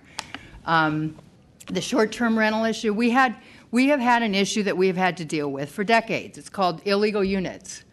And we are just now starting to look at that, of legalizing in-laws. As a policy in this city, we do not want to destroy housing, so it was sort of a hands-off approach.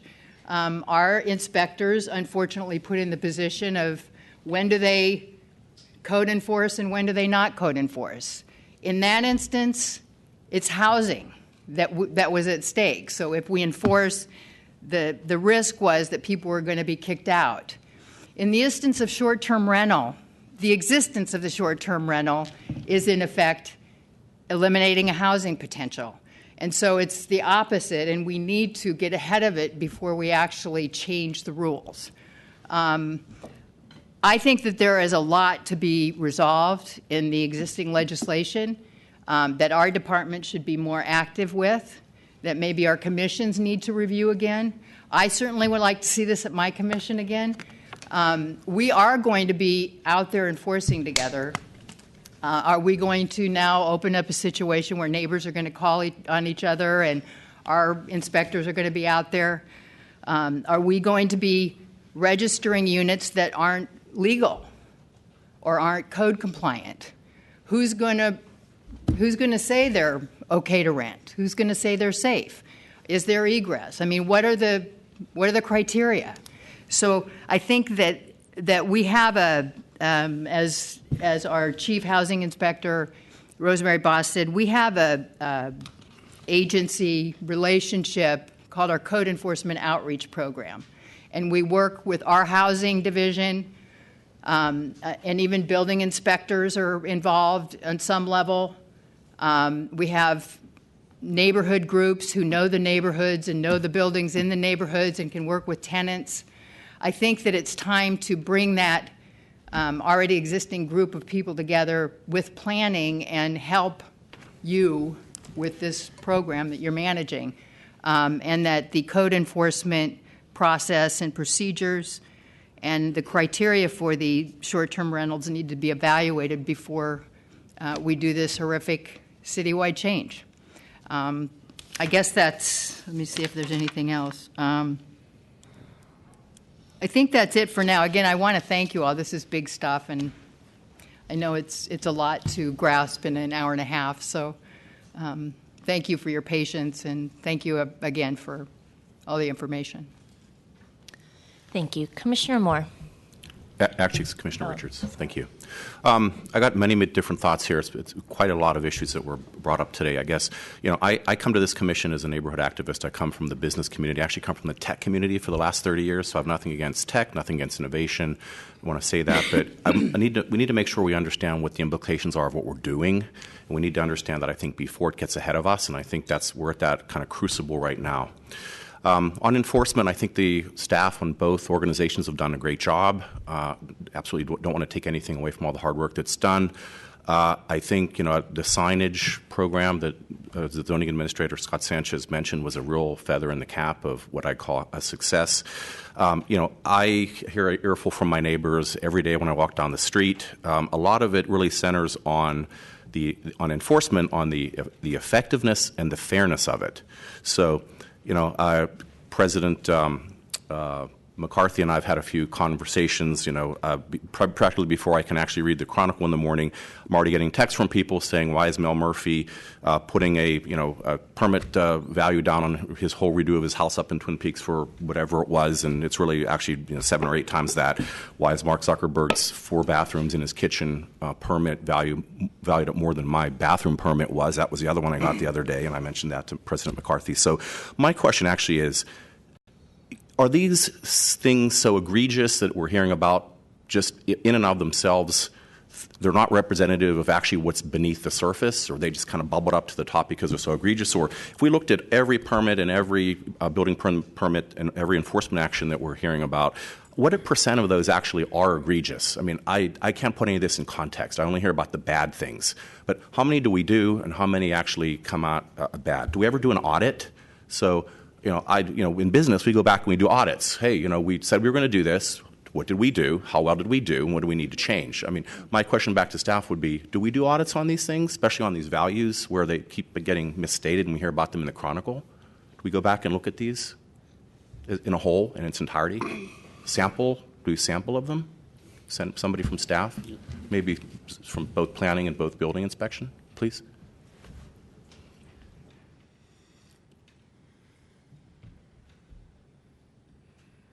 Commissioners, Ed Sweeney at DBI. Do we do an audit? No, we don't. What we're bound to is national, like Marshall Swift. It's a national standard. Yeah, it's a way to gauge how much things cost. We do our best. But when it comes to us, it's in one-dimensional. Like, we don't know Mr. Zuckerberg is putting Kevlar between the walls. If somebody comes to us, for instance, and says, I want to remodel a bathroom, my cost is going to be $9,700. We're bound to give it to them because that is what Marshall Swift says is the minimum for a bathroom. You can have an argument with them, but it's a no plan permit. Yeah, I guess my personal experience is different. I did a bathroom remodel that was $25,000. That's exactly what the budget was to the dollar. And somebody scratched out at the DBI, they put $39,000 down. So, I mean, I just feel like I get the sense of unfairness that people feel from the process, having gone through it and hearing about Mark Zuckerberg's $56,000 for bathrooms and a kitchen. I mean, how does this happen? Was your bathroom enlarged? No. I don't know. I'm not sure like how 7 that by 8 feet. It's so tiny. It's actually ridiculous expensive. But I mean, I'm not here to pick on you or anything, but this is what I'm hearing all the time in terms of fairness. So maybe an audit would be something that would be of benefit to go back and actually see how many times have we missed the Marshall Swift estimate, or do we get it right all the time and we're just we're a product of this process that says we have to go back and look at these certain values on these certain kinds of projects. Well, Marshall Swift is it's a minimum value. Okay. So, I mean, my recommendation would be we do some type of an audit just to make sure that we know we're being effective, we know we're being fair. And we can put all this in context, because I don't have any context here. I mean, we may do 50,000 permits and I'm only hearing about 2. We may maybe do 4 and I'm hearing about 2. That's actually worse. I believe last year we did 58,000. Okay, so it's a lot of permits. So yeah, some type of audit I think would make us and the public feel reassured that the system is fair and it's effective. So that's my recommendation. And I don't know how that ends up getting any legs or not, but that's coming from a business point of view. That's what I would say that it would help me understand this and the public have more trust. Yeah, I'll look into it. Thank you. I think the other thing is I think the changes that we're about to experience in terms of the legislation that's coming, that's being handed to us. Thank you very much. I appreciate it. Thank you. They're going to overwhelm our ability to keep up. And I said this when I was before the Rules Committee at the Board of Supervisors. This innovation is fantastic. I think we have a lot of policy decisions that are being made, but we don't have any. The processes aren't catching up yet.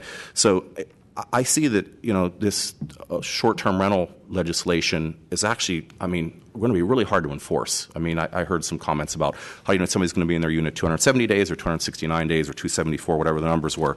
On a scale of 370,000 units of housing, I can't imagine how we're going to do this. And I guess the other thought I have is loss of housing is, as Mr. Sanchez said, our biggest priority for zoning, yet we're being handed a piece of legislation that actually exacerbates loss of housing, I believe, on an enormous scale. So my question back to Mr. Sanchez is, how are we going to deal with this?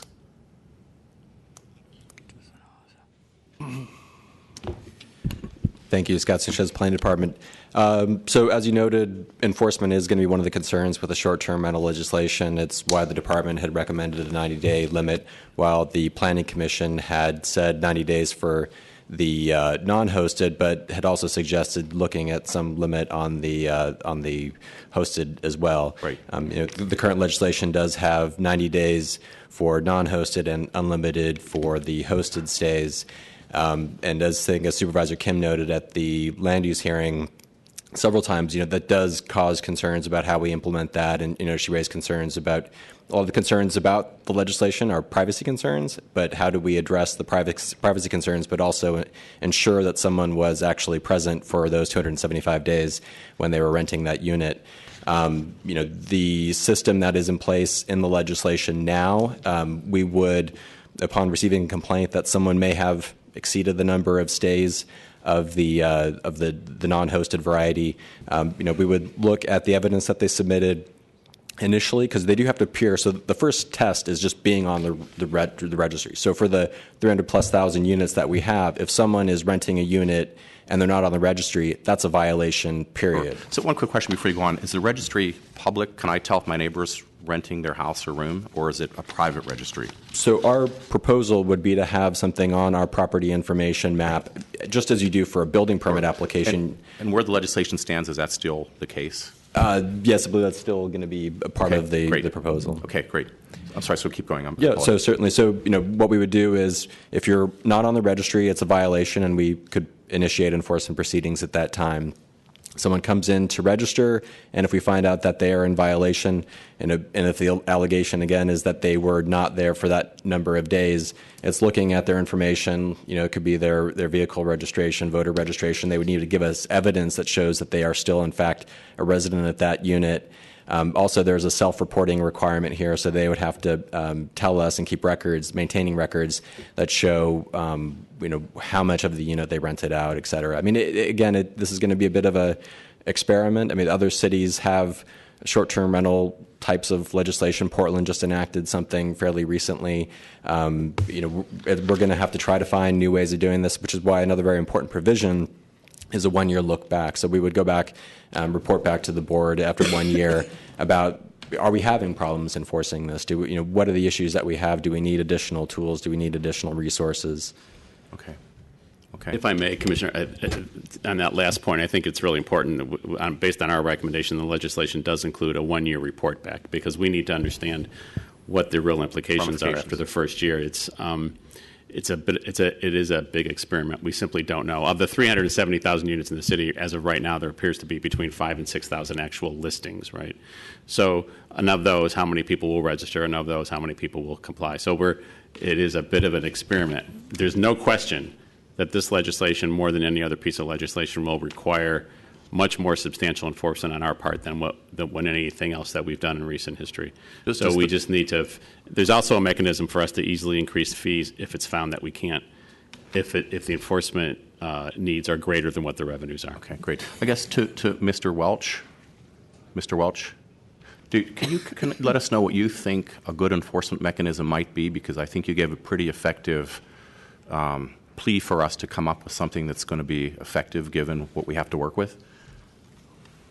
I think the department had a reasonably good enforcement mechanism, which was an absolute limit, a daily limit, 90 days, and requiring something that Airbnb has adamantly refused to do, which is report its usage every quarter. The contemplation of the ordinance is there will be a municipal registry. You cannot be listed on a web-based platform without being in violation unless you're registered with the city. Part of that registration process would be a 90-day or a quarterly report by the web-based entities that lists the registered units, how many days they were used. That would be a check, and that would pretty much be the way to enforce it. The problem is that neither the proponent of the legislation nor any other supervisor has yet to do that, and there is this fiction that we can somehow determine hosted and unhosted uses of residential units, and that is, to me, extraordinary unless we're going to start issuing GPS bracelets to everybody who registers. You literally have to determine who's sleeping there, and I'd love to see how the zoning administrator is going to do that based upon voter registration rolls and vehicle registration. I'd love to see how that works. So I think the legislation as being proposed is laughable. It's unenforceable. And the only way that it can be enforced is to get a fixed number of days. Plus, there's the housing policy involved. I mean, my goodness, we are going to allow 365 days a year? In what sense is that a resident for permanent residence? I mean, it's a bizarre notion. So I think that the only way that it's done is if there is a fixed number, and those numbers are reported by the hosting platform. Okay, thank you. Commissioners, if I may interject, I'd just like to respectfully remind both commissions that short-term rentals is not on your agenda today. Okay. So I would caution you getting into a deep discussion about it alone, or the legislation itself. I certainly think that you can ask questions about it related to code enforcement because that is on your agenda. Sure. Okay. Got it. I guess one other quick comment is we're making it frictionless for the public to lodge enforcement complaints by putting it all on the web and making it easy. I think this plus the pending legislation is going to really create an avalanche of new cases. And I think I was here 5 years ago. I stood before this body and said, you had 3,000 in your backlog. You need to have more enforcement people. And you actually have more enforcement people. The backlog's gone down. That's really good progress. I just hope we don't go backwards. Another quick comment. I don't want to hog this. I apologize. Is if we did a census of the 1,739 signs in the city, can we please do a census of the industrial use spaces to see whether or not there's actually buildings that are actually still factories, that are actually offices or not. Does that seem something that's reasonable, is do a census? I know it may be not as evident because it's not so visible, but is that, Director Ram, Mr. Sanchez, something you think that we could do?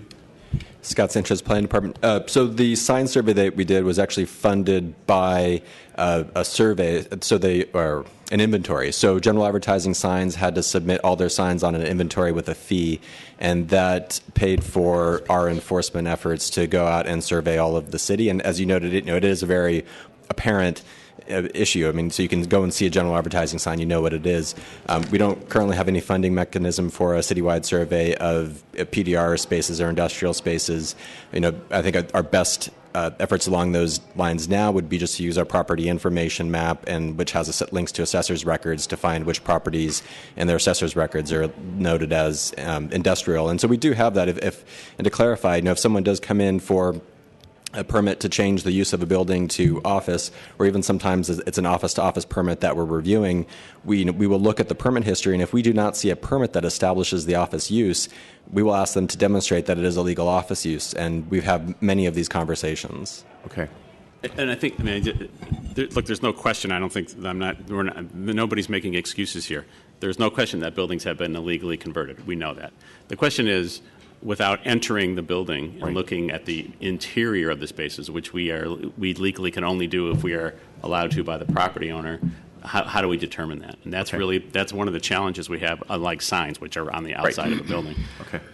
It is many of these cases have been done without permits, and some of them have been done as tenant improvements with permits without the knowledge by DBI that they're actually conversion to another use. So that's the challenge we have on these. Okay. Can I do one other quick question? Mr. Butler, if you could, then I'll be done. If I had to ask you what city you would hold up as an example in the U.S. that gets it right from an enforcement point of view, do all of them have these same kind of issues, or are we just special because we've got a much more higher incentive financially to game the system? Do you have any best city you could tell us? I came here from New York City. I practiced as an architect there. I did not have a license at the time. I was working for another architect. The stories of the building department were legion. And then I came here and have spent my entire professional career here, so I really can't say which cities have best practice. But the idea of the audit is perfect because it is occurring and it is widespread. And once you get that context and understand the loss to the city's treasury by this underreporting of values, then building permit fees can go down and assessments can go up. The assessor is the missing link in this permit. The building department, the planning department, and the assessor should all be part of this. Because as soon as the permit's over, the assessor gets to bump its value. And that tax money that comes in, if it's underreported as well, it's just this long chain that continues. Okay. Thank you. If I could ask a follow-up question to Director Ram. So thank you, Mr. Ionin, for the clarification. The legislation is not in front of us today, but maybe I could ask a process question of if the Board of Supervisors passes the legislation Tuesday or a following Tuesday, how does the actual procedures around enforcement get worked out? I don't know. I know this is much more complicated than in-laws. Is the process that we recently went through around in-laws a corollary, or is it? What do you expect for how we're going to work out how enforcement works? Commissioner, at our request, the legislation would be, the effective date of the legislation wouldn't occur until February 1st of next year. And the reason for that is because the way the legislation reads, and Scott can fill in the details, or Anne Marie, it requires the department to set up, for the first time, a hearing officer that would hear appeals of these cases. So we have some work to do to actually set up a new structure within the department for dealing with enforcement issues, and for staffing up as well on this measure, which we think, as I said, will take some serious staffing resources. So for that reason, we have some work to do to set that up. So the legislation's effective date would be February 1st, unlike the typical 30-day thing. Okay. Is that the answer? Yes, thank you. Commissioner Melgar. I feel like we covered a lot of really deep issues today, and God knows I don't need another meeting. I just wanted to point out to President Wu and McCarthy that there's a lot of unresolved issues. I think that the short-term rental issue is hot right now because of the political speed that it took, but there's a bunch of others. So the Eastern Neighborhood process is, for those of us who were involved in that, towards the end, when things were getting wrapped up, we all sort of agreed that there was a bunch of stuff that needed to be revisited, and policies and procedures that needed to be written, and a bunch of things that never have gotten revisited. And I think that we're now seeing the outcome of that in terms of the conversions and the handoff between what was policy and what's nuts and bolts implementation. So that is one thing. But there, as a housing crisis exacerbates in San Francisco, I think that there's a bunch of stuff that's coming down the pike. There's Supervisor Wiener's legislation to enable property owners to add a unit when they are doing seismic retrofitting. That's another thing that I think is going to bring up a bunch of issues between the commissions, and I'm wondering if it wouldn't be wise to think of, be proactive and think of ways where we can come together and tackle the policy issues and provide some guidance to the staff ahead of these things. So just putting that out there. Thank you. Thank you. Commissioner Moore. I want to applaud both commissions finally meeting. I regret that the meeting we have today is so late in the process when the joint discussion we are having here should have been had months ago. We are sharing common concerns, only for me to hear that you have barely not been consulted on the issue, at least of short-term rental. I think for anybody who has looked at this with some awareness of the physical issues would be very surprised not to know that you weren't the first ones being asked to the table. I think as we're creating a hybrid land use, we don't really have clear codes to address it, and that's very clear. I think the fact that we are amending residential as a land use, for me personally and professionally, is unfathomable, and I've been very clear about that. Now, hearing what your concerns are, aside from enforcement, and I think we have all well-meaning and well-intentioned and strong people to do enforcement. However, in reality, it's almost impossible. Just speaking simply about signage, who wants to have a sign like that in their house when in the meantime, when the guests aren't there, you have to have that sign up, but it doesn't look so good when your friends are coming for cocktails. So I'm just trying to be funny here, but the reality is I think we are in a very, very gray area across the country. No city except putting the issue at arm's length has fully addressed of how to deal with this. And while I'm not opposed to the idea as an interesting idea, I think the discussion has to be far, far broader and far, far more thorough, including asking those people who will be affected by it of how they feel about it. And that might be you and me, because I don't want to have it happen near or around me. We have hotels, we have bed and breakfast districts, and we have downtowns and nice areas where all these things can happen, but in my neighborhood, probably not. But that's my own personal feeling and not part of what we're talking about. I am intrigued about the permit project tracking system. I love the technology. The only thing is technology is only as good as the people who stand behind it. And I love the department's website where you can kind of start to get a first flavor of what it is to access data and so who's doing what in your neighborhood. The only thing is I ran into something where somewhere near where I live, I said, oh, that's kind of interesting. What is he doing? He's doing kitchenware model, interior only, but he was ripping off the rear facade of the building. I need to read very closely to realize that this person just didn't have the permit for what he was doing. I'm using it as an example because the system is only as good as those people who are coming to the building department and asking for permits are honest about what they're doing rather than using it as a screen to do something completely different. And it takes then again a vigilant number of inspectors and a vigilant number of uncomfortable neighbors who don't want to get involved to say, by the way, you're not doing what you're saying are doing. What is it you're really doing? But by the time they are doing, it's mostly already too late because the consequences of what they did are not changeable anymore. I'm looking over to Mr. Butler because we had a couple of things where things are happening at a rate of speed where nobody can intervene anymore because the train has already definitely left the station.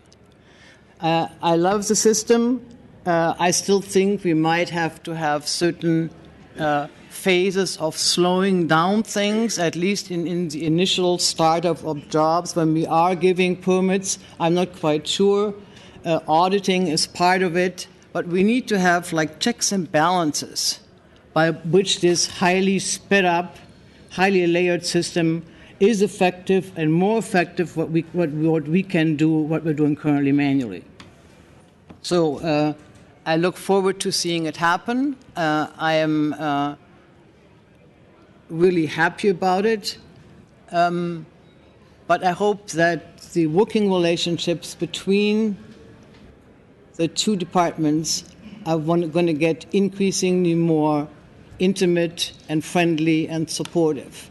Because San Francisco is one of the few municipalities in this state, as well as in the country, where the departments are not working hand in hand. I've been in the majority of cities in California, from small to large, from north to south, and across the country, where no meeting about any project was only attended by one department. Everybody was there in the first meeting and all together. Everybody talked about everything which would impact the project. Here, we do not have that, and sometimes it works to our detriment. Thank you. I want to make an announcement to the public. If anyone is here for the Planning Commission regular hearing, we are still clearly in our joint hearing. With the Planning Commission will take a lunch break also in between the two hearings, and so just want to make sure there are appropriate expectations on timing. Commissioner Johnson. Thank you very much. I have a number of questions about short-term rentals as it relates to code enforcement, but I actually think I'm going to just write a little memo to myself and reserve all my comments for our one-year look back, because I think between having new legislation and a brand new system for permit and project tracking, it's too much of a bowl of spaghetti to really make any determinations right now. Everyone else did it, so I'm going to do it myself. I think in terms of at least the policy part, quick sentence on short-term rentals. I heard a lot of charged public comment today in our previous hearing, and the Board of Supervisors heard it on, hotelization and changing of land use patterns. And I would love for the Board of Supervisors to actually get clear on whether or not they agree with that as a philosophy behind short-term rentals. I sure don't know that I do. So that's just a point. Let me get to code enforcement. So when I first started on the commission, which was a scant couple of months ago, the permanent project tracking system was the response given to me on many of my questions about provision of information about how far along we are in neighborhood plans, visualization of where we are with large project authorizations, and where we are in terms of being able to see a map of where the land changes are happening in San Francisco as it relates to our decisions that we make as a planning commission. And the permanent project, the PTS, was part of the answer in the majority of the time from the staff about how it will be so much easier to get this information in the future. The presentations were short today, so I'd like to call up staff to ask a couple of specific questions about how PTS will work. The first one is, other than the public being able to pull authorizations that have been given by the Planning Commission, including permits and conditional use authorizations, what other information about how projects are proceeding through the system will be available? And will there be any GIS or geographic information available in the form of maps or other visualizations? Thank you, Commissioner, for that question. Glenn Cabrera, department staff.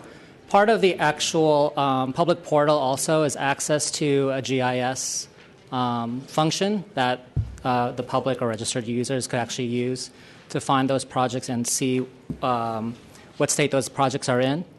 Also, as part of the system, our PIM, Property Information Map, that the Planning Department currently has will still stay in place, and we'll link directly into that public portal to actually view those records. So there's capability on the Property Information Map to still have that research function that the public is currently using, and staff is currently using that as well, and then a direct link into the public portal to get additional information as to the project status, again, when it was filed, when it was completed. Also part that I should probably highlight as well as part of the citizen portal is that documents, decision documents, which are also now available on PIM, would also be available via the citizen portal. So documents like a motion or it could be a letter of determination, a notice of enforcement, or a violation. Those would also be accessible there. Okay. So other than application filed, application received, application granted, is there any other sort of major categories of information that people will be able to find on this new system about projects as they work their way through the system?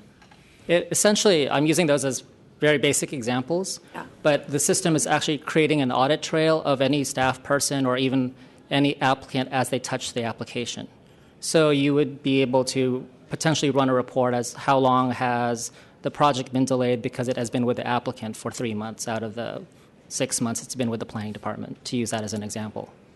So there is a lot more detailed information that is being captured that is currently not captured. Great. Okay. And then my second question, sort of related. So this question was prompted by the commenter who talked about the urban forest and talking about street trees. And this, my comment goes beyond that, but that's kind of what just generated it. So often at the Planning Commission, we have all of these conditions of approvals for different projects. And I'd just like to ask, how are those reflected in building permits? And how are we enforcing that they actually happen? And then third, with our new PTS, is it possible for people to put in complaints on just a piece of an application? You know, maybe to just say, this conditional approval, the Planning Commission said there's going to be 14 street trees and I only see 3. You know, how can they use PTS to make a complaint like that?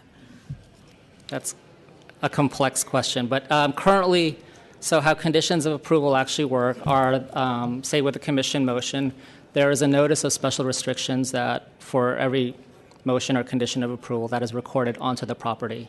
In terms of how that translates to the building permit application, that notice of special restrictions and conditions of approval are actually made part of the full plan set. So when it gets transferred to the building department and eventually the plan set is there in the field to reference while the project is being constructed, it's at the inspector's hands and also the contractor's hands as they build the project, essentially.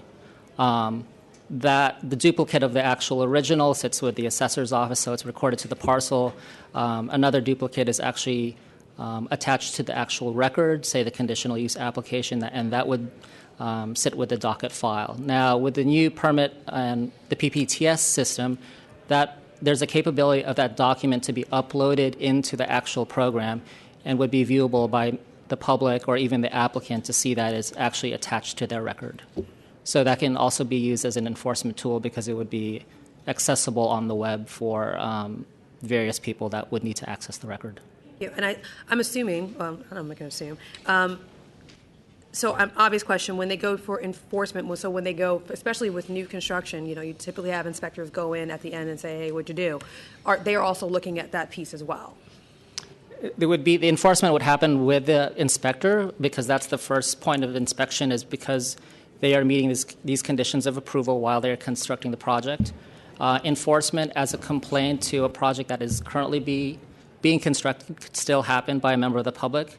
Again, referring back to that enforcement tab or that complaint tab, it would now be funneled through one single point of entry, and the complaint, whether it just be one portion of the condition approval, say street trees, can just be funneled to the planning department because that would be a planning issue, and the building department would not deal with that because it's not enforceable under the building code. So then how do we enforce that? So and street trees, again, is just one example. There's often lots of different types of conditions of approval that we add to projects. it would come in through from a user point of view, it would come into one point of entry, and then on the back end, the different departments would coordinate which enforcement modules or departments, divisions how it would be handled essentially. And I'm just presenting it to you in more broader picture and at a high level answer. Okay, but you're basically saying all those conditions of approval, if they're not tied to something that would be in the building code, then the building inspector doesn't have to enforce, or can't, or doesn't have to enforce them. No, all the conditions of approval would need to be enforced for that project to be found to be complete. Commissioner, I think what he said. Some complaints are based on building code. Some violations are based on building code. And some violations are based on planning code. Some are fire code or public works code. The system will allow people to make the complaint, and it will be sent to the right department. Right. No. And then we would follow our normal enforcement procedures at that point. The system gets the complaint to us, and it's still our responsibility to go through the normal enforcement procedures. Okay. I think Scott was going to say something, but I think Scott Sanchez, Planning Department again. There are also some conditions of approval that would not manifest themselves on plans, things like hours of operation. Those operation-related conditions, the project sponsor is, of course, aware of them. Those conditions have been imposed upon them, and those are generally something that is more complaint-based. So if we get a complaint that they are not violating hours of operation, then we would investigate those. Okay. Well, I guess we're talking about enforcement, so maybe my question is something. Let's talk about planning department, right? Because I don't want to get into fire and Department of Public Works. It's totally other.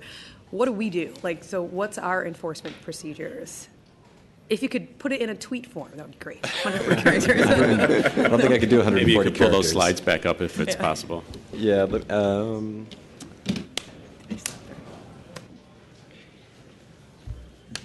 Like, do you hold up the permit? Do you stop the project? What do you do? Yeah. I don't know. So it depends on the nature of the complaint. I mean, as you can imagine, as complex as our codes are, there's a variety of different types of complaints. So if we receive a complaint that someone has exceeded the scope of a building permit, we issue a suspension request to the Department of Building Inspection. Director Huey's very prompt in responding. Moments after I send that, defers it to the appropriate building inspector, and that job is stopped. Essentially the next day. And then we would investigate that, and if they are in fact violating the building permit, then they would submit a revision building permit application, and we would ensure all code compliance based on that revision building permit.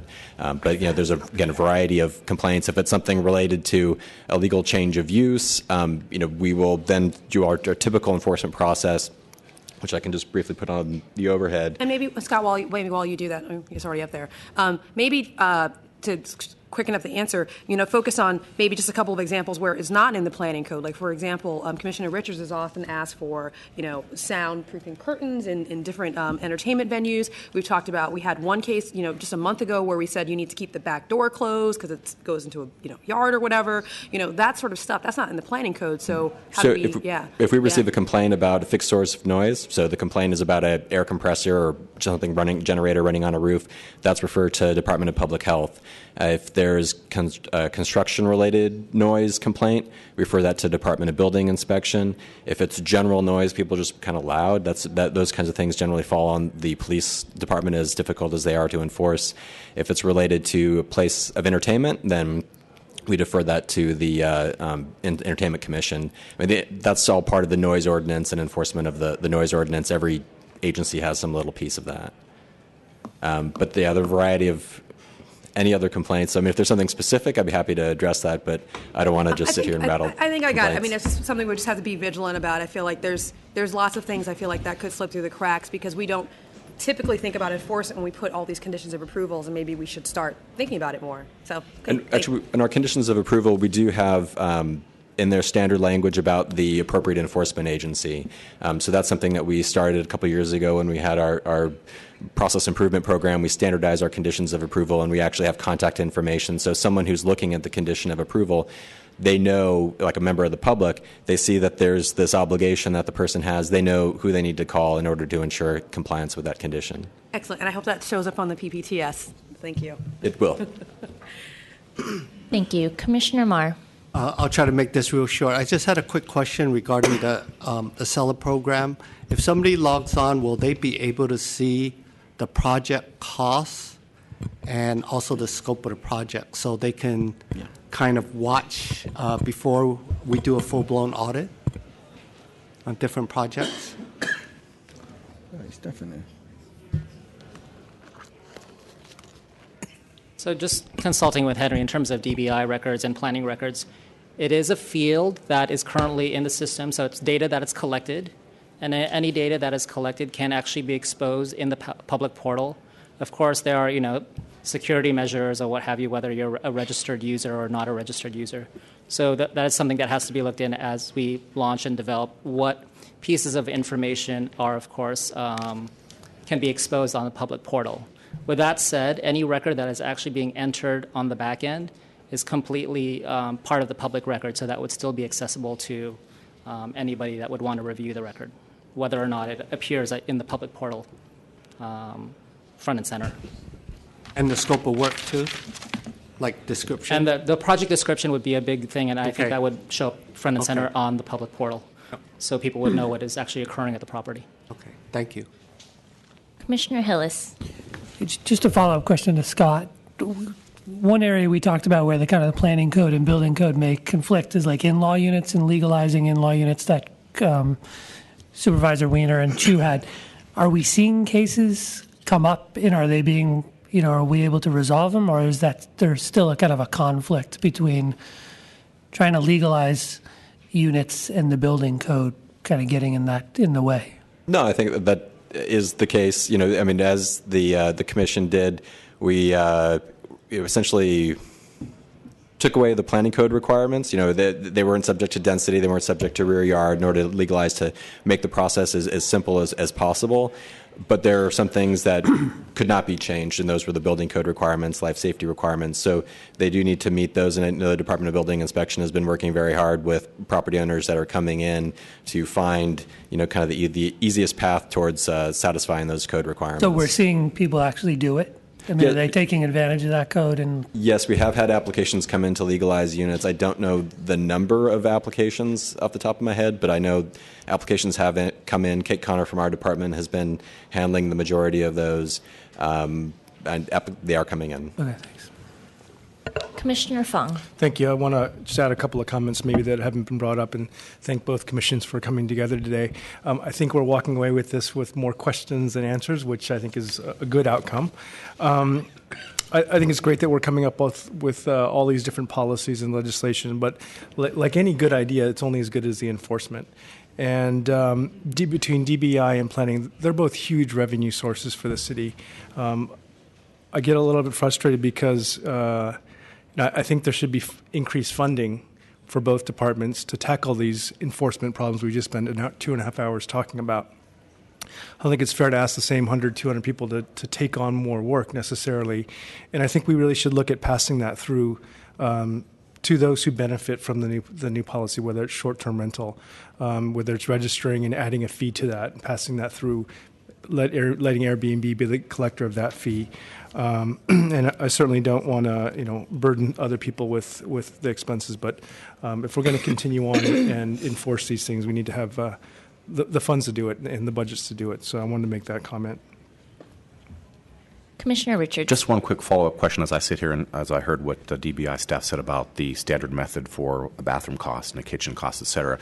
Is there any other method when somebody shows up with their team of architects and general contractors and things on a very large remodel that you can invoke that really is still fair and doesn't have unintended consequences of under-collecting fees on a bathroom or kitchen like that? Is part of a $10 million remodel, if I came and said my bathroom's $9,000 and I've got an architect and a general contractor I know are more than $9,000 to fix this or make that project work, how can you discern the difference without being unfair?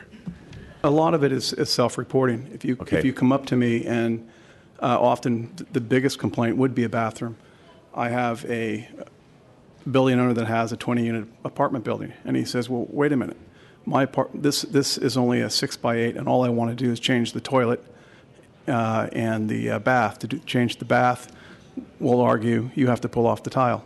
And he said, well, yeah, I'm going to replace the tile with a something a lot cheaper, a lot easier, like a bath surround. We really rely a lot on our district building inspectors to go out there. I mean, you can tell me that you're going to do a $15,000 remodel, But if my building inspector goes out there and he sees Italian marble and the $1,000 shower head, they have the right and they will call you on it and they'll give you a correction notice and you're back down to us again. Okay. It's quite often we see people coming down with a correction notice to up a value or tell us, okay, I extended that a couple of feet. Okay, I didn't know that existed. Thank you. Thank you. Thank you. Commissioner Walker. Thank you. As a follow-up to the funding issue, I think that is kind of a crux at all of these code enforcements that interface between planning and building, because our responsibilities are defined by code, I believe. So just to let everybody know, at DBI we cut our fees recently. I did not support that, but this is one of those situations where I think we need to ask our decision makers, maybe even the board, to really look at those fees and determine, when we're working on these partnerships, what we can do to help with the funding. Our department is an enterprise department. We don't have any money from the general fund at all, and our fees are specific to the running of what we do. So I think that is an opportunity to look at where we can find funding for some of these partnerships. The other thing is that as we talk about code enforcement, I think we need to not overlook the importance of paying more attention at the issuing of permits and doing plan check, because some of this stuff could be weeded out and then inspected along the lines as it's being done. And I think that we miss a lot, and I think that our department is really active there and needs to include planning a little bit more. I think that in talking with some folks at planning, there may be a dollar amount on tenant improvements, as I said, that automatically get reviewed closer. I don't know what there might be a list of things that could trigger a red flag about use change, and we need to capture those at the beginning so that we don't have to end up after the fact or when it's too late. Because it really is a drag to, stop somebody midstream and say, well, take that down. And we rarely do it. So I think that as we end this meeting, or as we come to the end of it, there are more questions than answers. And I hope that we can plan to do this again as a follow-up, having staff report to us and maybe update us as to what has happened. We are going to be going live December 8th, maybe after the holidays in January or something. I would hope we can have another meeting like this to follow up. Commissioner Moore. I'd like to ask for support for Commissioner Walker's suggestion. I'd like to ask both commissions and both presidents to put it on the agenda and have also the public participate. I think these are very important meetings, and they help everybody to do things better. I think there have been a lot of questions raised today. I would ask the directors to help us hone the list, maybe staff review the hearing today to see what questions can be addressed by PPTS, what questions remain outstanding. Clearly, we can't cover all the questions that were raised today, but to help us guide the discussion. So I'd like to ask President McCarthy for some remarks and to adjourn the meeting.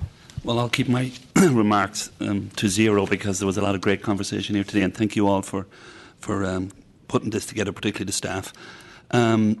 We have to keep reminding that we're in probably one of the most busiest times the city has ever seen. So it's a healthy conversation, but we also have to understand that I think we've over 5,000 permits, inspections a month that our department go out.